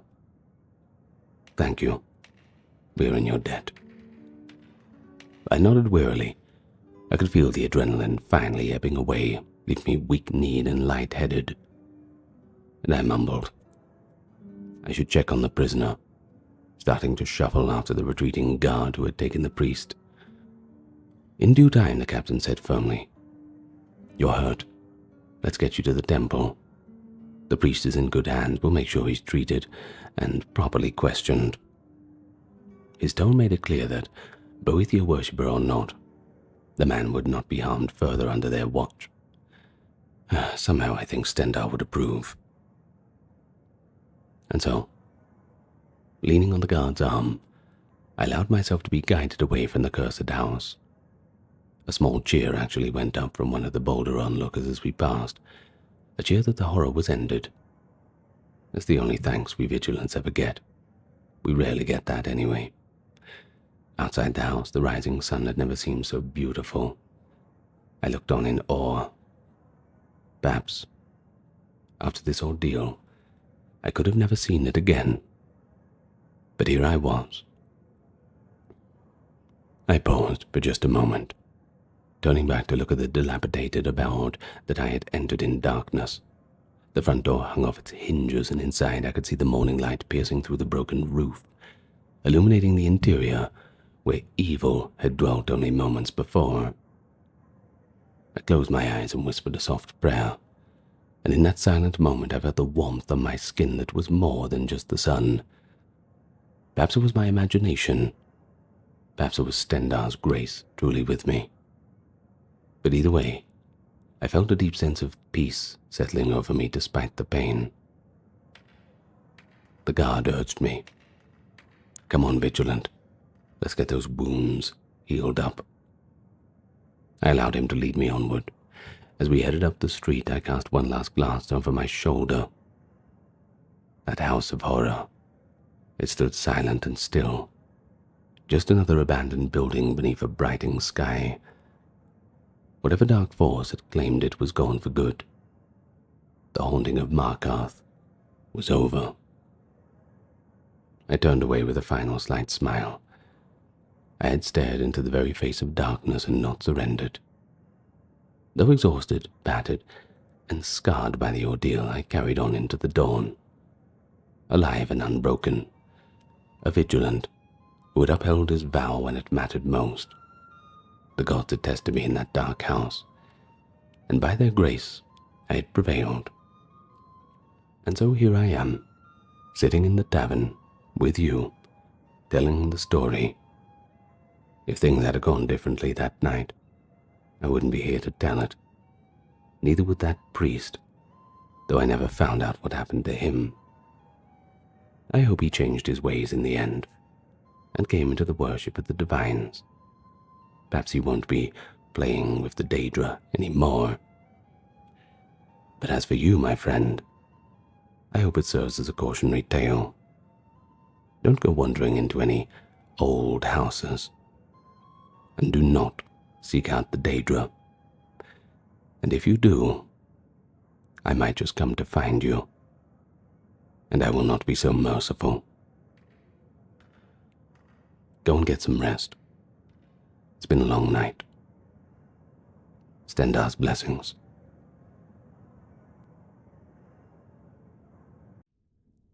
I never imagined that my duty would bring me here, wading through Whiterun's forgotten underbelly at midnight, guided only by a flickering torch. The stone tunnels were damp and narrow, each step echoing off carved rock. Beneath the bustling city above, an eerie hush hung as thick as the mud beneath my boots. Rumors murmured in a tavern spoke of eerie chanting beneath the streets. I dismissed them as drunken tales at first, but as a vigilant of Stendar, if darkness crawls under even the safest city, it's my duty to drag it out into the light. And so, I listened when a stable boy nervously described muffled prayers rising from a drain behind the temple of Kinnereth. His trembling conviction was enough to steel my resolve. And now here I was, slipping unseen through a rusted gate into the bowels of Whiterun, while the world above slept peacefully unaware. The air down here was foul. Rot and stagnant water mixed together, and my heart hammered as I navigated a maze of tunnels that shouldn't exist. A secret sewer, known only to its long-dead builders, and the swaths of vermin that now prowled beneath. I kept my torch low, its flame illuminating slime-slick walls etched with mineral crust and skeever tracks. As I ventured deeper, faint human voices echoed ahead, chanting, low and rhythmic. Oh, how it sent an eerie prickle up my spine, like a jolt of ice. The stable boy, he'd spoken true. I heard the chanting, but I couldn't make out the words yet. But that ritual cadence, it was unmistakable, and I'd heard it before. Gently, I doused my torch, plunging the passage into complete darkness.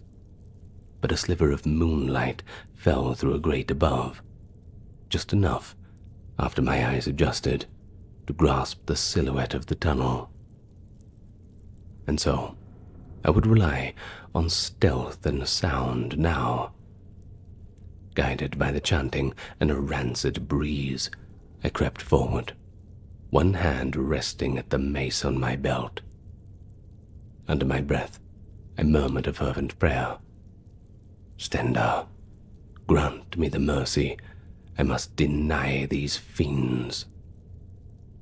The irony was not lost on me. Stendar, the god of mercy. Sure, that's him. But the Vigil's creed teaches that his mercy has its limits, and those limits do not extend to worshippers of the Daedra. Mercy for them, well, that would only mean that innocence would suffer. I could not show mercy to whatever cult that lurked down here. Water dripped steadily from the ceiling, loud in the silence between those distant chants. I moved like a shadow, careful not to splash in the fetid puddles or let my armor scrape stone.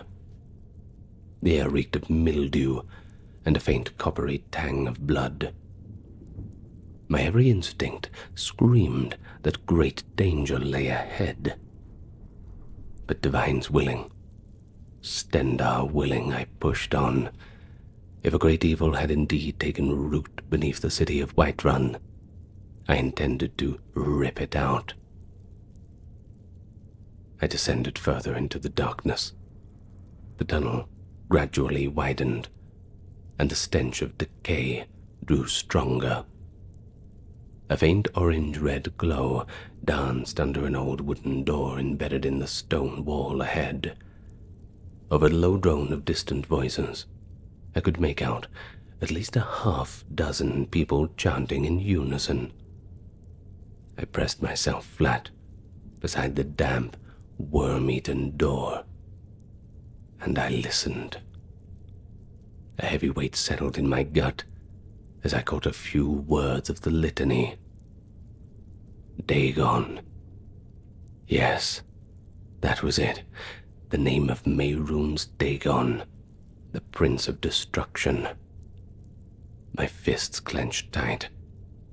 That cult, the Mythic Dawn. They had nearly destroyed Tamriel almost 200 years ago in the Oblivion Crisis. That's the reason why the Vigil of Stendar exists at all. And now here, beneath Whiterun, some fools dared to invoke that very same ancient evil. Carefully, I eased the door open a crack, just enough to peer inside. The old cellar beyond was filled with flickering red candles, arranged in a spiraling pattern on the floor. Their hellish glow threw shifting shadows on stone walls.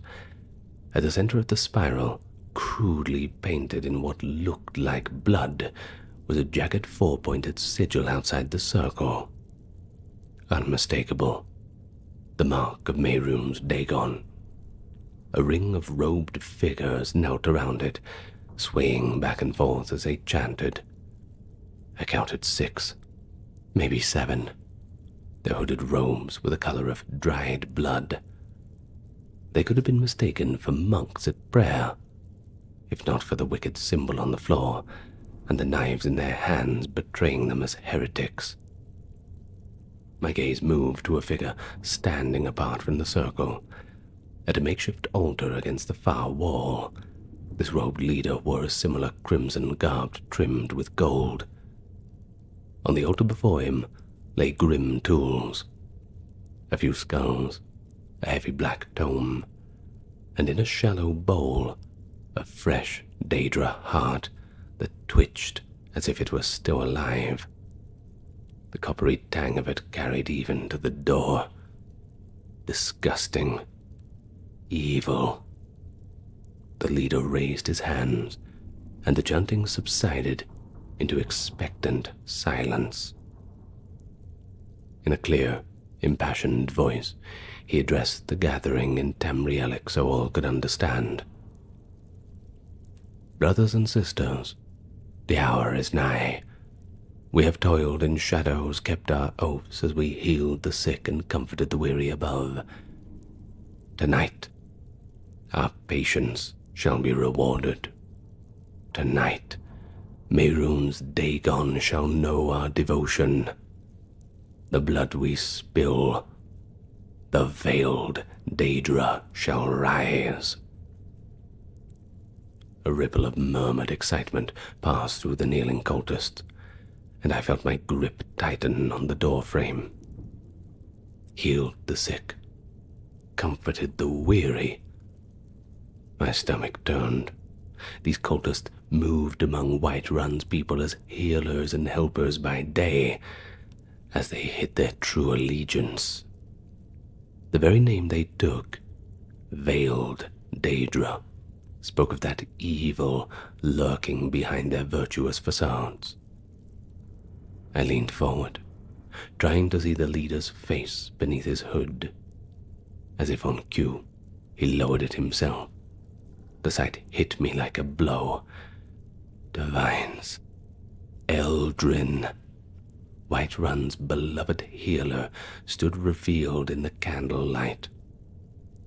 I recognized his lined Breton face from countless visits to the Temple of Kinnereth. The kindly smile I once saw him wear was gone, and in its place burned a zealous fervor. His gentle public persona had concealed a fanatic's heart. Anger and a sense of bitter betrayal rose within me.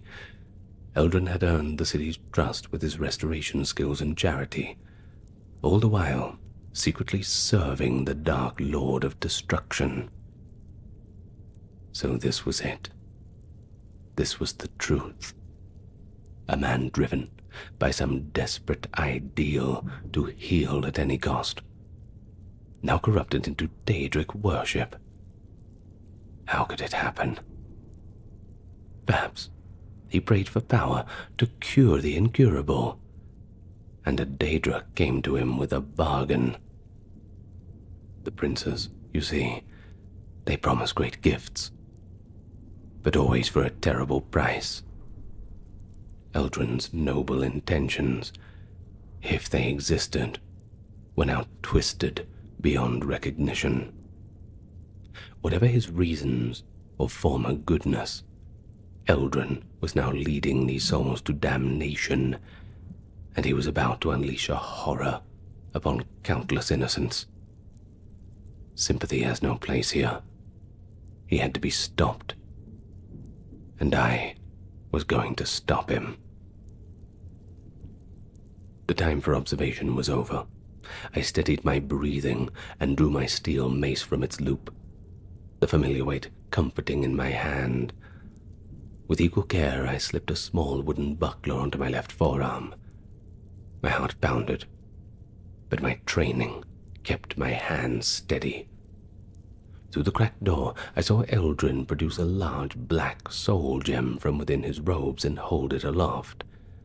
The gem glimmered with an eerie inner light, clearly filled with a soul, likely one taken for this foul ritual. A hush fell over the cult at this sign. Eldrin intoned, "With this sacrifice, we anchor the gate between worlds." He nodded to two of the acolytes. They stood and dragged something, no, someone, from a dark corner of the room. Divines, it was a young man, bound by hand and foot and gagged. His eyes bulged with terror above the filthy cloth covering his mouth. The cultists hauled him into the center of the blood-drawn sigil. He thrashed weakly in their grip, but he was clearly drugged or too weak to fight. My blood boiled at the sight. An innocent captive, about to be slaughtered in the name of Mehrunes Dagon. Eldrin stepped down from the altar, drawing a curved ritual dagger from his belt. The cultists forced the victim to his knees atop the Daedric symbol. Eldrin raised the blade over the young man's exposed throat. "Prince of Destruction, accept this offering," he cried, a voice feverish and reverent. "With his blood, let the veil between worlds be torn open." I'd seen enough. If I waited any longer, that boy would die. Every muscle in my body tensed. Now! It has to be now. I surged from the shadows and crashed my shoulder into the door, splintering the woods as I burst into the chamber. "Stendarr condemns this blasphemy," I roared, and with a thunderous expression, I raised my mace high. I exploded into the room in a storm of splinters and fury. For a heartbeat, the circle of cultists stared in shock at the armored intruder who had shattered the peace of their ritual. And then, pandemonium erupted. Two cultists nearest the door rushed at me with daggers raised. I met the first with my buckler, slamming the small shield into his face and sending him reeling backward with a cry of agony. The second lunged low, trying to drive his blade into my gut, but I twisted aside. His knife scraped off my cuirass. Before he could recover, I brought my mace down upon his shoulder. Bone crunched, and he collapsed with a scream, his arm left hanging limp. By then, the others were moving, either scrambling for weapons or hurriedly casting spells. A crackling bolt of flame hissed toward me. I thrust out my left hand, and a ward of golden light blossomed, absorbing the fire in a flash of sparks. With a snarl, I pushed forward. My sudden advance caught the spellcaster off guard. I swung my mace hard into the robed Imperial's ribs. I could hear the cracks, like breaking firewood, and he crumpled pathetically with a gasp. But a sharp pain now seared my side as another cultist, a wiry Dunmer, darted in and slashed me with a curved knife. I grunted, and I could feel the warm blood beneath my armor. An unwelcome guest. His triumphant grin, though, was short-lived. I was running on adrenaline and the will of Stendarr. I roared and backhanded my mace across his temple. He dropped like a stone, either unconscious or dead.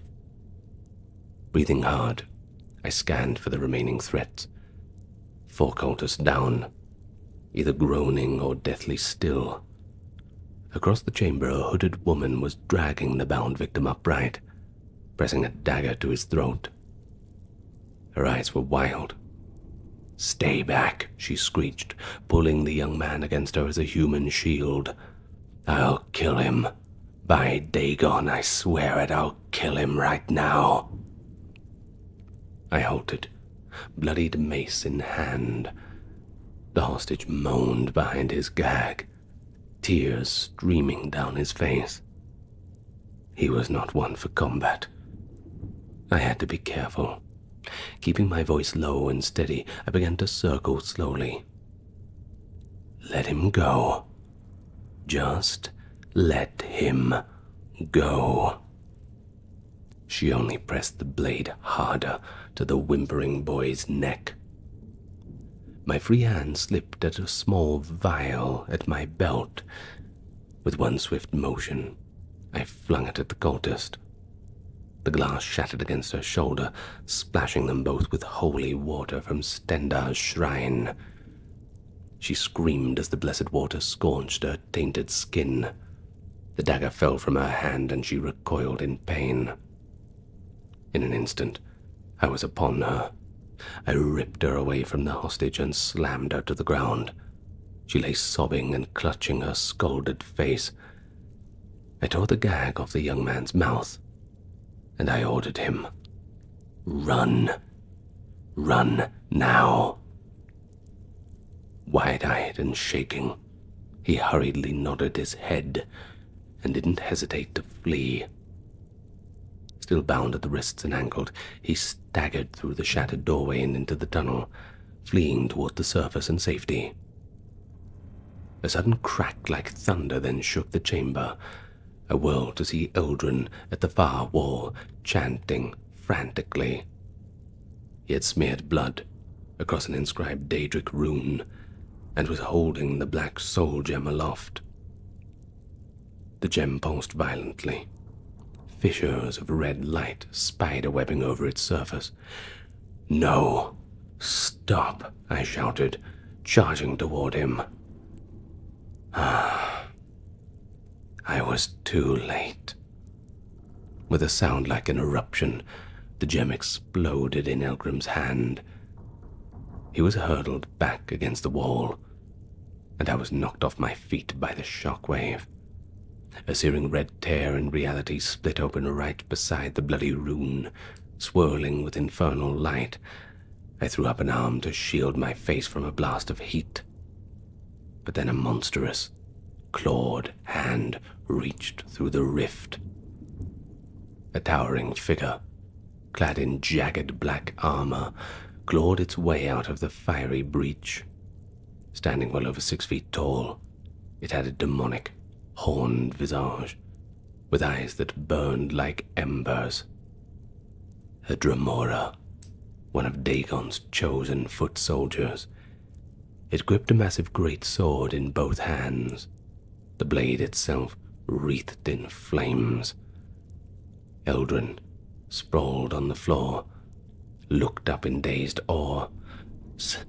"Slay the Vigilant," he managed to rasp, trying to command the very horror that he had summoned. The Dremora responded with a snarl of contempt. It swung one gauntleted backhand and sent Eldrin skidding across the stone floor. The old healer wheezed and lay still, either unconscious, or perhaps wisely, not to get up again. Now, the Daedra's blazing eyes fixed upon me, the only remaining combatant in his path. "Mortal," it hissed, voice rumbling with hatred. "You will beg for death before the end." It lunged at me. Despite its bulk, the creature moved with a fearsome speed. I barely raised my shield as the flaming greatsword came arcing toward me. And then the impact, like a battering ram. My wooden buckler cracked and shuddered, but it held. I was knocked back a step, numb from shoulder to fingertip. The Dremora pressed its attack with a flurry of strikes, each blow jarring my bones and driving me further off balance. I parried one swing with the remnants of my shield and ducked under another that whooshed overhead in a trial by fire. With a snarl, I counterattacked, swinging my mace at the Dremora's armored knee. The strike landed with a clang, drawing a grunt of annoyance from the fiend, but doing little real damage. In retaliation, the Dremora slammed its heavy sword down. I threw myself onto a desperate roll, and the blade hit the floor, inches from my feet, blowing shards of stone and fire into the air. I scrambled up, gasping for breath. The Dremora was relentless. It charged again, swinging in a wide, deadly arc. I raised my mace to block, but the force of the collision ripped the weapon from my hand and sent me sprawling onto my back. Before I could blink, the Dremora's boot was on my chest, and its smoldering sword poised above my throat. I did the only thing I could. With a trembling hand, I grabbed a fistful of ashes and dirt from the floor and flung it at the creature's helmeted face. The cloud of grime made it flinch and snarl, and it bought me a split second. I rolled from under its boot just as the Daedra drove its sword down. The point screeched along my breastplate, gouging the metal, but narrowly missing the flesh. I then lunged toward the altar, where my eyes had caught a glint of metal. There lay Eldrin's sacrificial bowl, and inside it, the Daedra's heart he had harvested. With a burst of furious strength, I snatched the quivering heart and whirled back toward the Dremora. The Daedra was already coming for me again, enraged by my defiance. With a shout, I hurled the grotesque heart directly at the Dremora's face.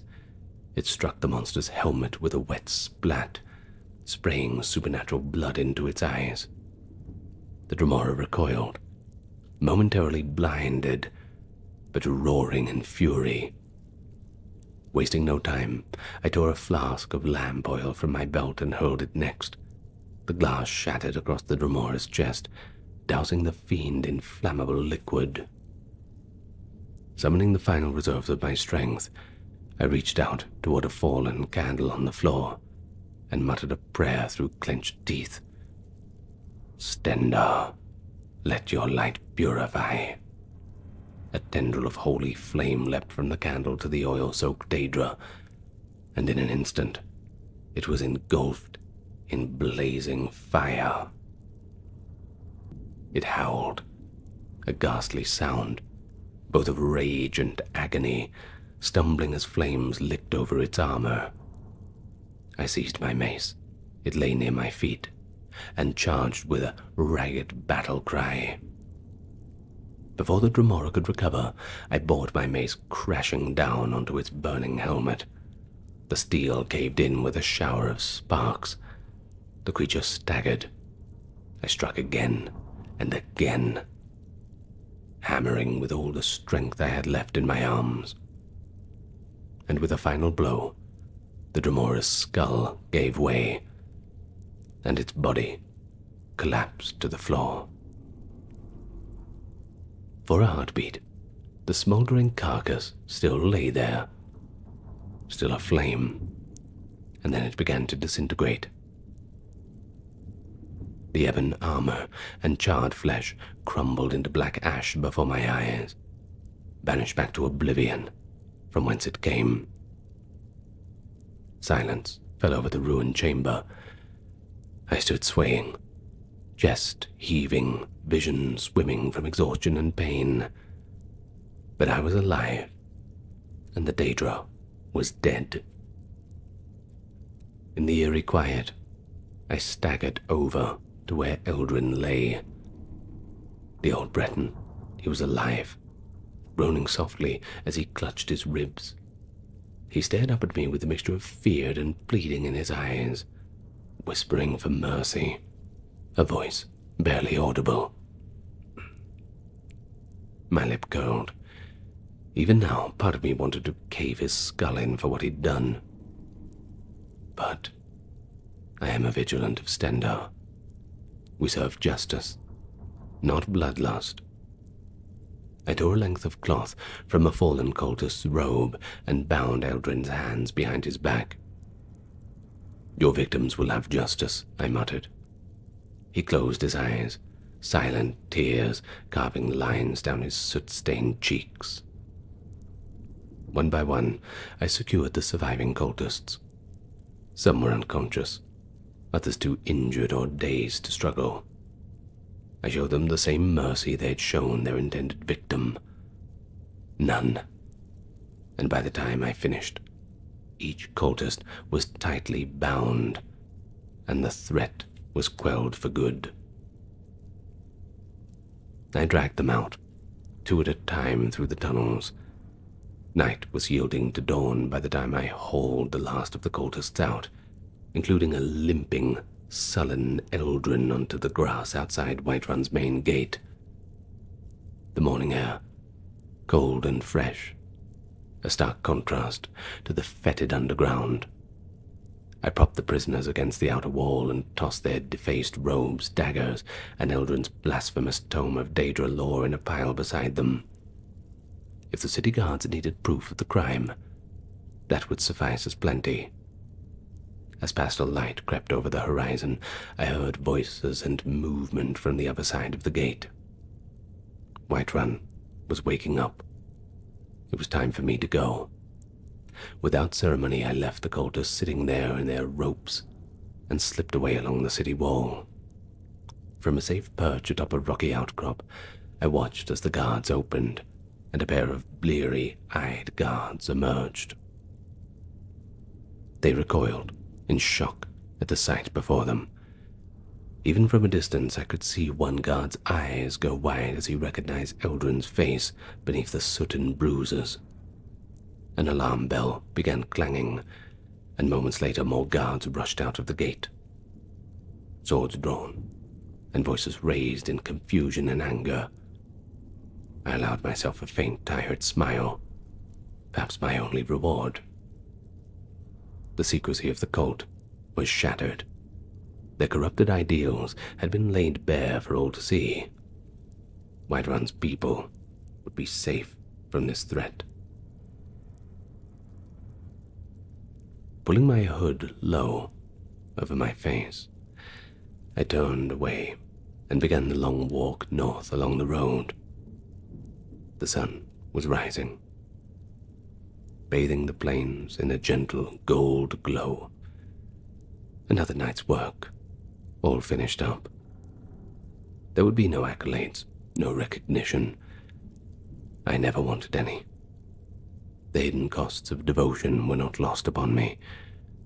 Eldrin's devotion to healing had led him to darkness and ruin, and my own devotion to Stendar's cause demanded that I surrender any chance of an ordinary life.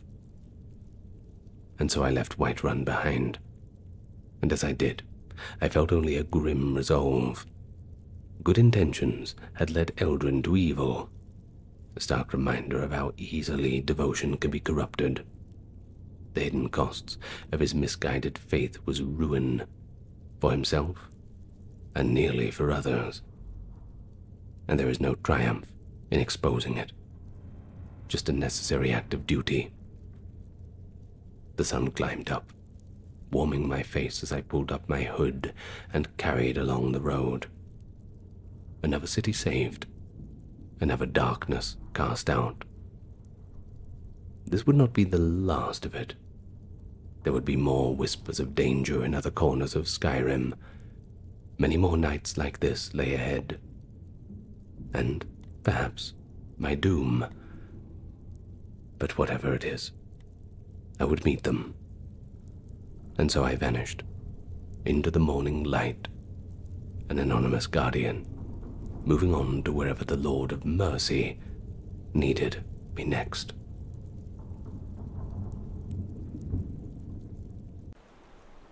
I never imagined that it would be me who trespassed so far beyond the bounds of nature and sacred law.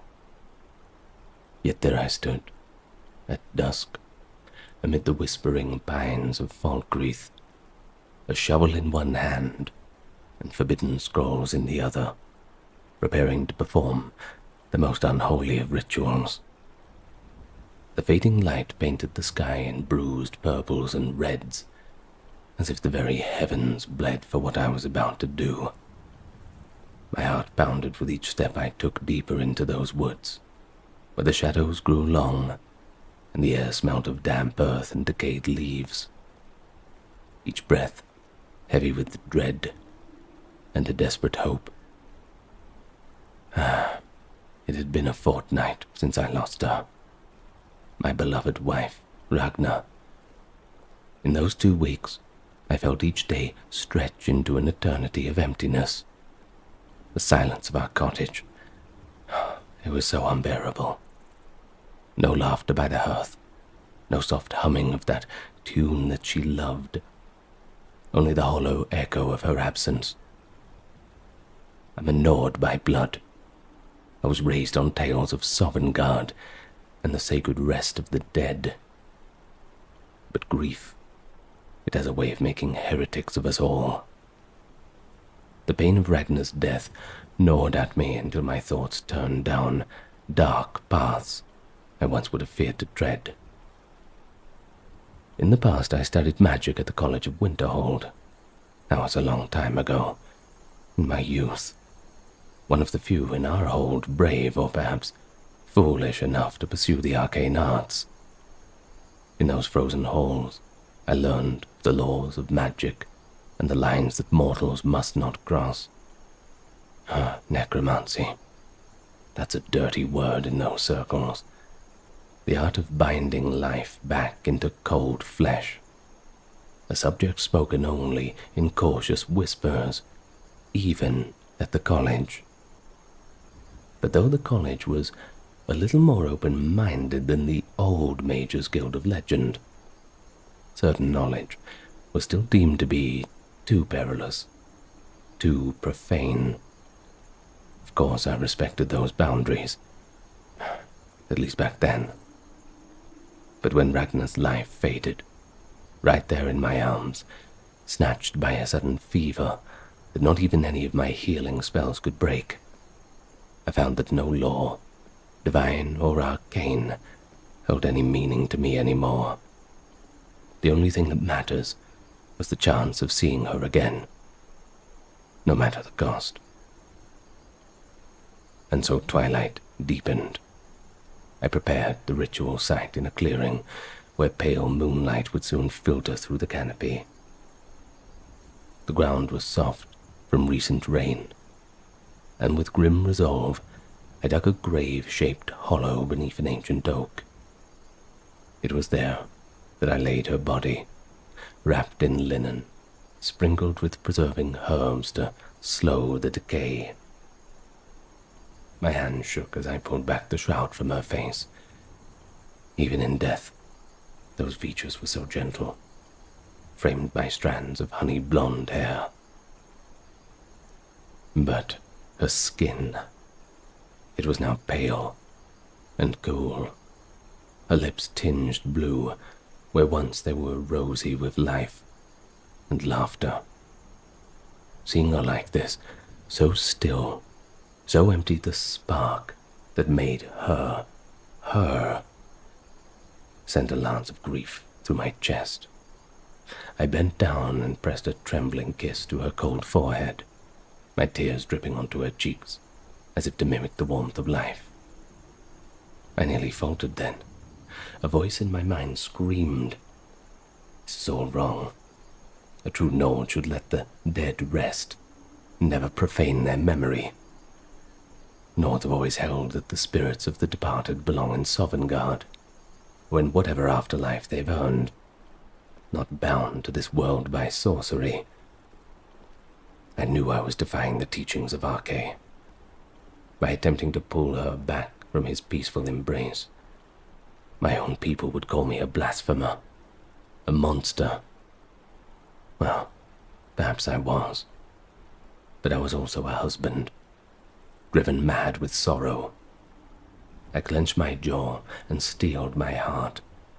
I wasn't standing here as a Nord or a mage, but just as a man who could not bear to live one more day without his beloved. I placed candles in a careful circle around the hollow, the tiny flames sputtering in the gathering night breeze. In the center, upon Ragnar's still chest, I set a gleaming black soul gem and a sprig of nightshade, tools of dark renown that I had acquired at great peril. The soul gem, cold and polished like a drop of frozen midnight, was said to have the power to tether a departed soul. Whether it truly held any fragment of Ragnar's essence, I didn't know for sure, but I prayed that some echo of her spirit lingered close, unwilling to leave this world entirely. The nightshade, with its purple, star-shaped flowers, represented the threshold between life and death, a poison and a remedy. Just as magic I was about to wield could be the salvation or damnation. The last sliver of sunlight vanished. Massa and Secunda cast their silver light upon us finally. Under that ghostly glow, I drew a knife and opened a shallow cut across my palm. Blood welled from the gash, and I let it drip steadily onto the ground, tracing a circle of crimson around her body. Magic always demands a price. I offered my own blood willingly. With blood and powdered bone, I inscribed ancient runes around the grave, symbols of life and death intertwined. Each rune was part of an incantation older than the Empire itself, gleaning from a crumbled tome I'd secreted away from the college's forbidden archive. The words inscribed there I'd buried into my memory. For countless nights since her passing, I'd pored over those brittle pages by candlelight, committing every syllable of the ritual to heart. And now, with the book open beside me for reference, I was as ready as I could ever be. My throat was dry as dust, pulse roaring in my ears. Kneeling at her side, I closed my bloodied fist around the soul gem and began to chant. The incantation fell from my lips in a low, broken murmur at first, but I forced strength into my voice, weaving each desperate word into the cold night air.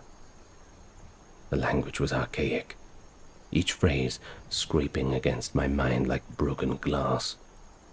Yet I spoke them true, driven by fervor and need. The words themselves seemed to recoil, where moments ago crickets had been chirping and an owl hooted in the distance. Now all fell silent. It was as if the whole forest was holding its breath. One misstep in this ritual could cost me more than my life. It could cost Ragnar's very soul. In the moment my final word left my tongue, an unnatural wind exploded through the clearing.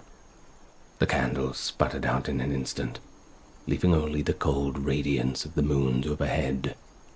The trees rustled and groaned, as if some unseen tempest were sweeping through them. I felt a force beyond my understanding gathering around us now, an invisible tide of magic surging at my command. The runes I had drawn began to glow a sickly green, casting writhing shadows over Ragnar's still form. For a moment, nothing happened. I knelt there, in the sudden quiet, my bloody hand still pressed into the soul gem, and I feared that I'd failed, or perhaps even the gods had been watching and rejected my plea. But then I felt it, a faint tremor in her body. Ragnar's chest, moments ago still as stone, rose with a shallow breath. I gasped aloud. I could scarcely believe my eyes. Her fingers twitched against the earth, her head lolled to the side, and a weak sigh escaped her blue-tinged lips. Divines, she was moving. She was breathing. "Ragnar," I whispered, my voice shaking as much as my hands. I leaned over her, hardly daring to hope, and her eyes fluttered open. Those eyes, once a lively spring green, were now cloudy, pupils dilated in the moonlight. But they were looking at me. I saw in them a flicker of recognition, like the glimmer of a dawn star through the fog. A mouth opened and closed soundlessly, as if trying to shape my name. For one blessed moment, I thought I'd truly brought her back. Tears of relief welled in my eyes. "It's me," I choked out. "I'm here, my love. Come back to me." She moved, but not to embrace me as she once would have. Her movements were unnatural, like a puppet jerked by invisible strings. Her hands shot out and clamped around my forearm with iron force. I winced. Her fingers were ice cold, and far stronger than I remember. "Ragnar," I repeated, more uncertain now. Her head snapped toward the sound of my voice, but the gaze that met mine was empty, bereft of warmth or understanding. The fragile spark I'd seen in her eyes just moments ago was gone, snuffed out in an instant. A low groan rattled from her throat, a sound devoid of words or reason. My stomach was twisted. Something had gone terribly, terribly wrong.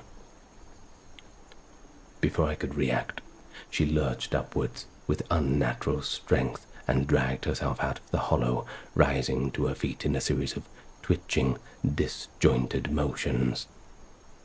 The linen wrappings slipped from her as she stood, and that revealed the cruel truth of what I had brought forth. Her skin was as pallid as moonlight, and a dark bruise marked her neck from the illness that took her.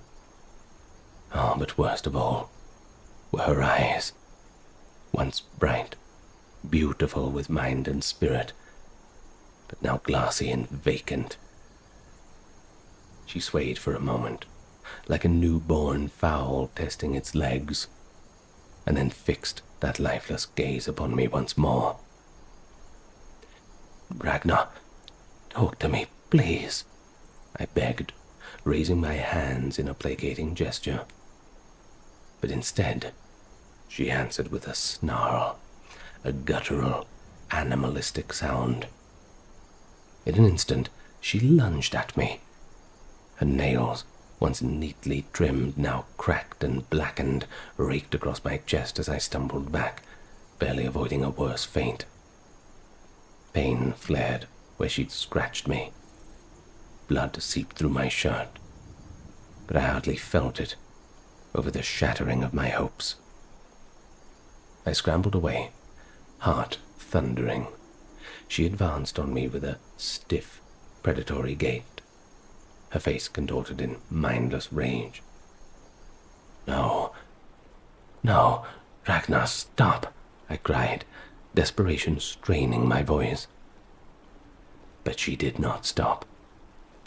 It was as though she didn't recognize her own name, as though the woman that I loved was truly gone, and only this thing remained. And in that moment, the horrific realization dawned on me. I had not restored my wife to this world. I had merely reanimated a corpse. Tears blurred my vision as I ducked behind the oak, putting the thick trunk between us. Ragnar... No, the thing that wore Ragnar's face clawed and stumbled around the tree, still intent on reaching me. I could hear her labored breathing, wet and rasping. The night had twisted into something out of a nightmare, where I prayed for a miracle. I had only wrought horror. And my love, my beloved Ragnar, trapped somewhere beyond my reach. Or perhaps she'd never been here at all. I thought of the gentle woman who once danced with me under those summer stars, who traced her fingers through my hair as we whispered of the future. That woman was gone, replaced by this monster. My folly had only disturbed her rest, binding her body to a half-life. I sobbed in grief and self-loathing, retreating as she came at me again, relentless and uncontrollable. My mind raced frantically for a solution. Another spell, a counter-charm. Could I somehow undo what I have done? Divines, I don't know. Before I could decide, fate intervened. From the darkness of the trees came a new light, a golden glow flickering between the pines, accompanied by the crunch of hurried footsteps on dead leaves. Amid my own ragged breaths and Ragnar's ghastly moans, I heard voices echoing through the night, stern, alarmed voices. By Stendarr, what is that? Over here. Hope and terror surged in me at once. Someone had found us, drawn no doubt by the surge of dark magic or the sounds of our struggle. Either way, I was no longer alone. But whether this would prove my salvation or my doom, I didn't know yet.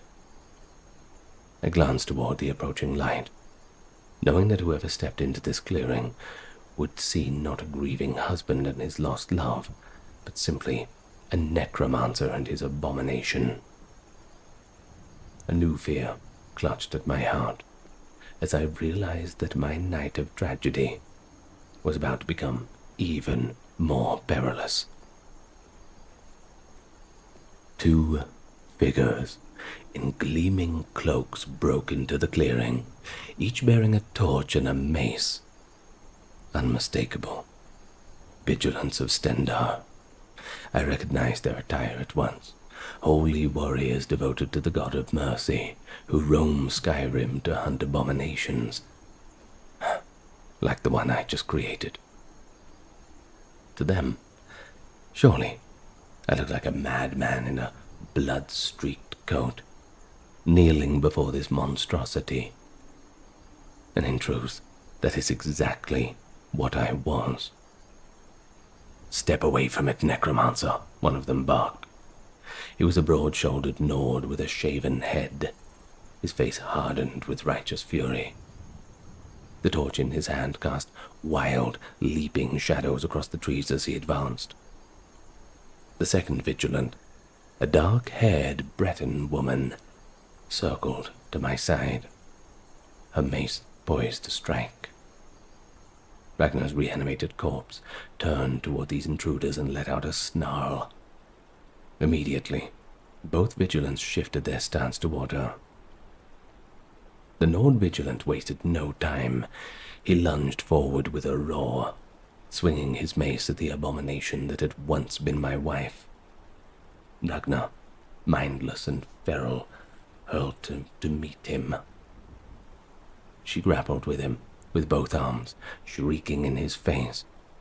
He staggered, caught off guard by her unnatural strength. For a moment I feared she might even overpower him. The Breton thrust her torch forward, its flames licking at Ragnar's shoulder. At the sudden burst of fire, Ragnar recoiled with a hiss, releasing the Nord and stumbling back. "Burn it," the Nord shouted. "Purge the unholy thing." The Breton nodded, grim determination etched upon her face. She began to summon a searing sunfire spell that would surely reduce Ragnar to ash. Time seemed to slow as I watched the gathering radiance in the Vigilant's hand. Ragnar's corpse, still smouldering from the torch's touch, rounded on them again, oblivious to the danger. In a second or two, the spell would strike her body and turn it to dust. Part of me knew that was the merciful end that she deserved. But the other part of me, the pathetic part, the husband, the foolish lover, couldn't bear to see her destroyed in such a way, a body broken and burned by complete strangers. Not while a faint shadow of herself lingered. "Wait!" I screamed hoarsely, stumbling out from behind the oak with my hands outstretched. I must have been a pitiful sight, tears streaming down my face, blood all over my clothes, bleeding with torch-wielding zealots in the dead of the night. "Please, don't," my voice cracked. I didn't even know what I was asking for. Mercy for the undead. For myself. Perhaps it was both. The Nord Vigilant spared me a single glance, his eyes blazing with contempt. "You dare beg me for mercy, blasphemer," he spat. He kept his mace raised, ready to strike me down next. The Breton's spell crackled in the air, illuminating in the clearing harsh white light. Ragnar was caught between us, her head twitching back and forth, as if unsure whom to attack. For a taut moment, nobody moved. We were frozen in a grim tableau. Two holy warriors, an abomination, and a broken man who no longer knew on what side he stood. I realized with sudden clarity that if I did nothing, the Vigilants would smite Ragnar's body to dust, and likely execute me after. And truly, I might have welcomed that death. In that moment, if it had not been for one thing. I couldn't allow the last image of my wife to be her body torn apart by steel and flame. This nightmare was my doing. It was my responsibility to end it. Mustering every ounce of my will, I stepped towards Ragnar and raised a shaking hand. I still clutched the black soul gem, sticky with my congealed blood, that anchored the ritual. The gem's dark magic was what tethered her to this world. My reeling mind recognized it as the key. "I'm sorry," I whispered. I looked into my wife's vacant eyes. Whether any trace of her soul could hear me, I'll never know. Before the Vigilance or Ragnar could react, I tightened my grip on the gem and poured a surge of energy into it. an incantation of reversal tumbling unbidden from my lips. The soul gem grew searing hot, cracks spiderwebbing across the surface. With a final despairing cry, I slammed it down onto the stone altar at the edge of the grave pit, shattering it with a sharp crack, shards skittering across the dirt. A burst of pale light erupted from the broken pieces, and Ragnar's corpse arched backward, a ghastly wail tearing from her throat. For one heart-wrenching moment, her eyes met mine again. I swear, I saw a glint of gratitude. Maybe it was just my desperate imagination. But then, like a puppet whose strings were cut, she crumpled to the ground and moved no more. Silence fell, broken only by my own racking sobs. But it was over. Ragnar was gone, truly gone. I'd lost her not once, but twice. I fell to my knees beside her lifeless body. The linen wraps had tangled around her legs. With my shaking hands, I pulled them up to cover her face again. My fingers hovered uselessly over her, trembling as the enormity of what I'd done and undone crashed over me. I had raised my wife from the dead, only to send her back to the grave by my own hand. No words could ever describe the depth of grief and guilt that I felt in that moment. I wanted to scream, tear myself apart, lie down beside her and never rise again. But instead, I was just broken, a pathetic, crying man on the ground. The Vigilants approached cautiously, their torches painting the scene in flickering amber. The Breton lowered her hand, allowing the crackling spell to dissipate with a soft sigh. The Nord still gripped his mace tightly as they closed in on me. I made no move to resist or flee. Every bit of fight within me had been spent breaking that soul gem. I was as limp and drained as the corpse at my knees. If they decided to exact the price for my crime, I would not struggle. In truth, I almost craved whatever punishment they would deem fit. The Breton woman reached out and caught her comrade's arm as he loomed over me. "Wait a moment," she murmured. I didn't dare look up. My gaze remained fixed on Ragnar's shrouded form. I heard the voices above me, taut, but not without compassion. "He's a necromancer," the Nord growled. "By right, we should put him to the torch, burn him to death." A brief pause, and then the woman replied softly, "Yet, look at him." This was no act of evil for its own sake. There was pity in her tone. Is Stendarr not the god of mercy, as well as justice? Don't you think this poor man has suffered enough for one night? I lifted my face then, shameful, but meeting her eyes, grey and gentle despite the harshness of the scene.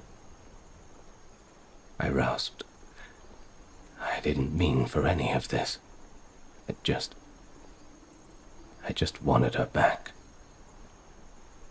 The confession tumbled out of me, weak and broken.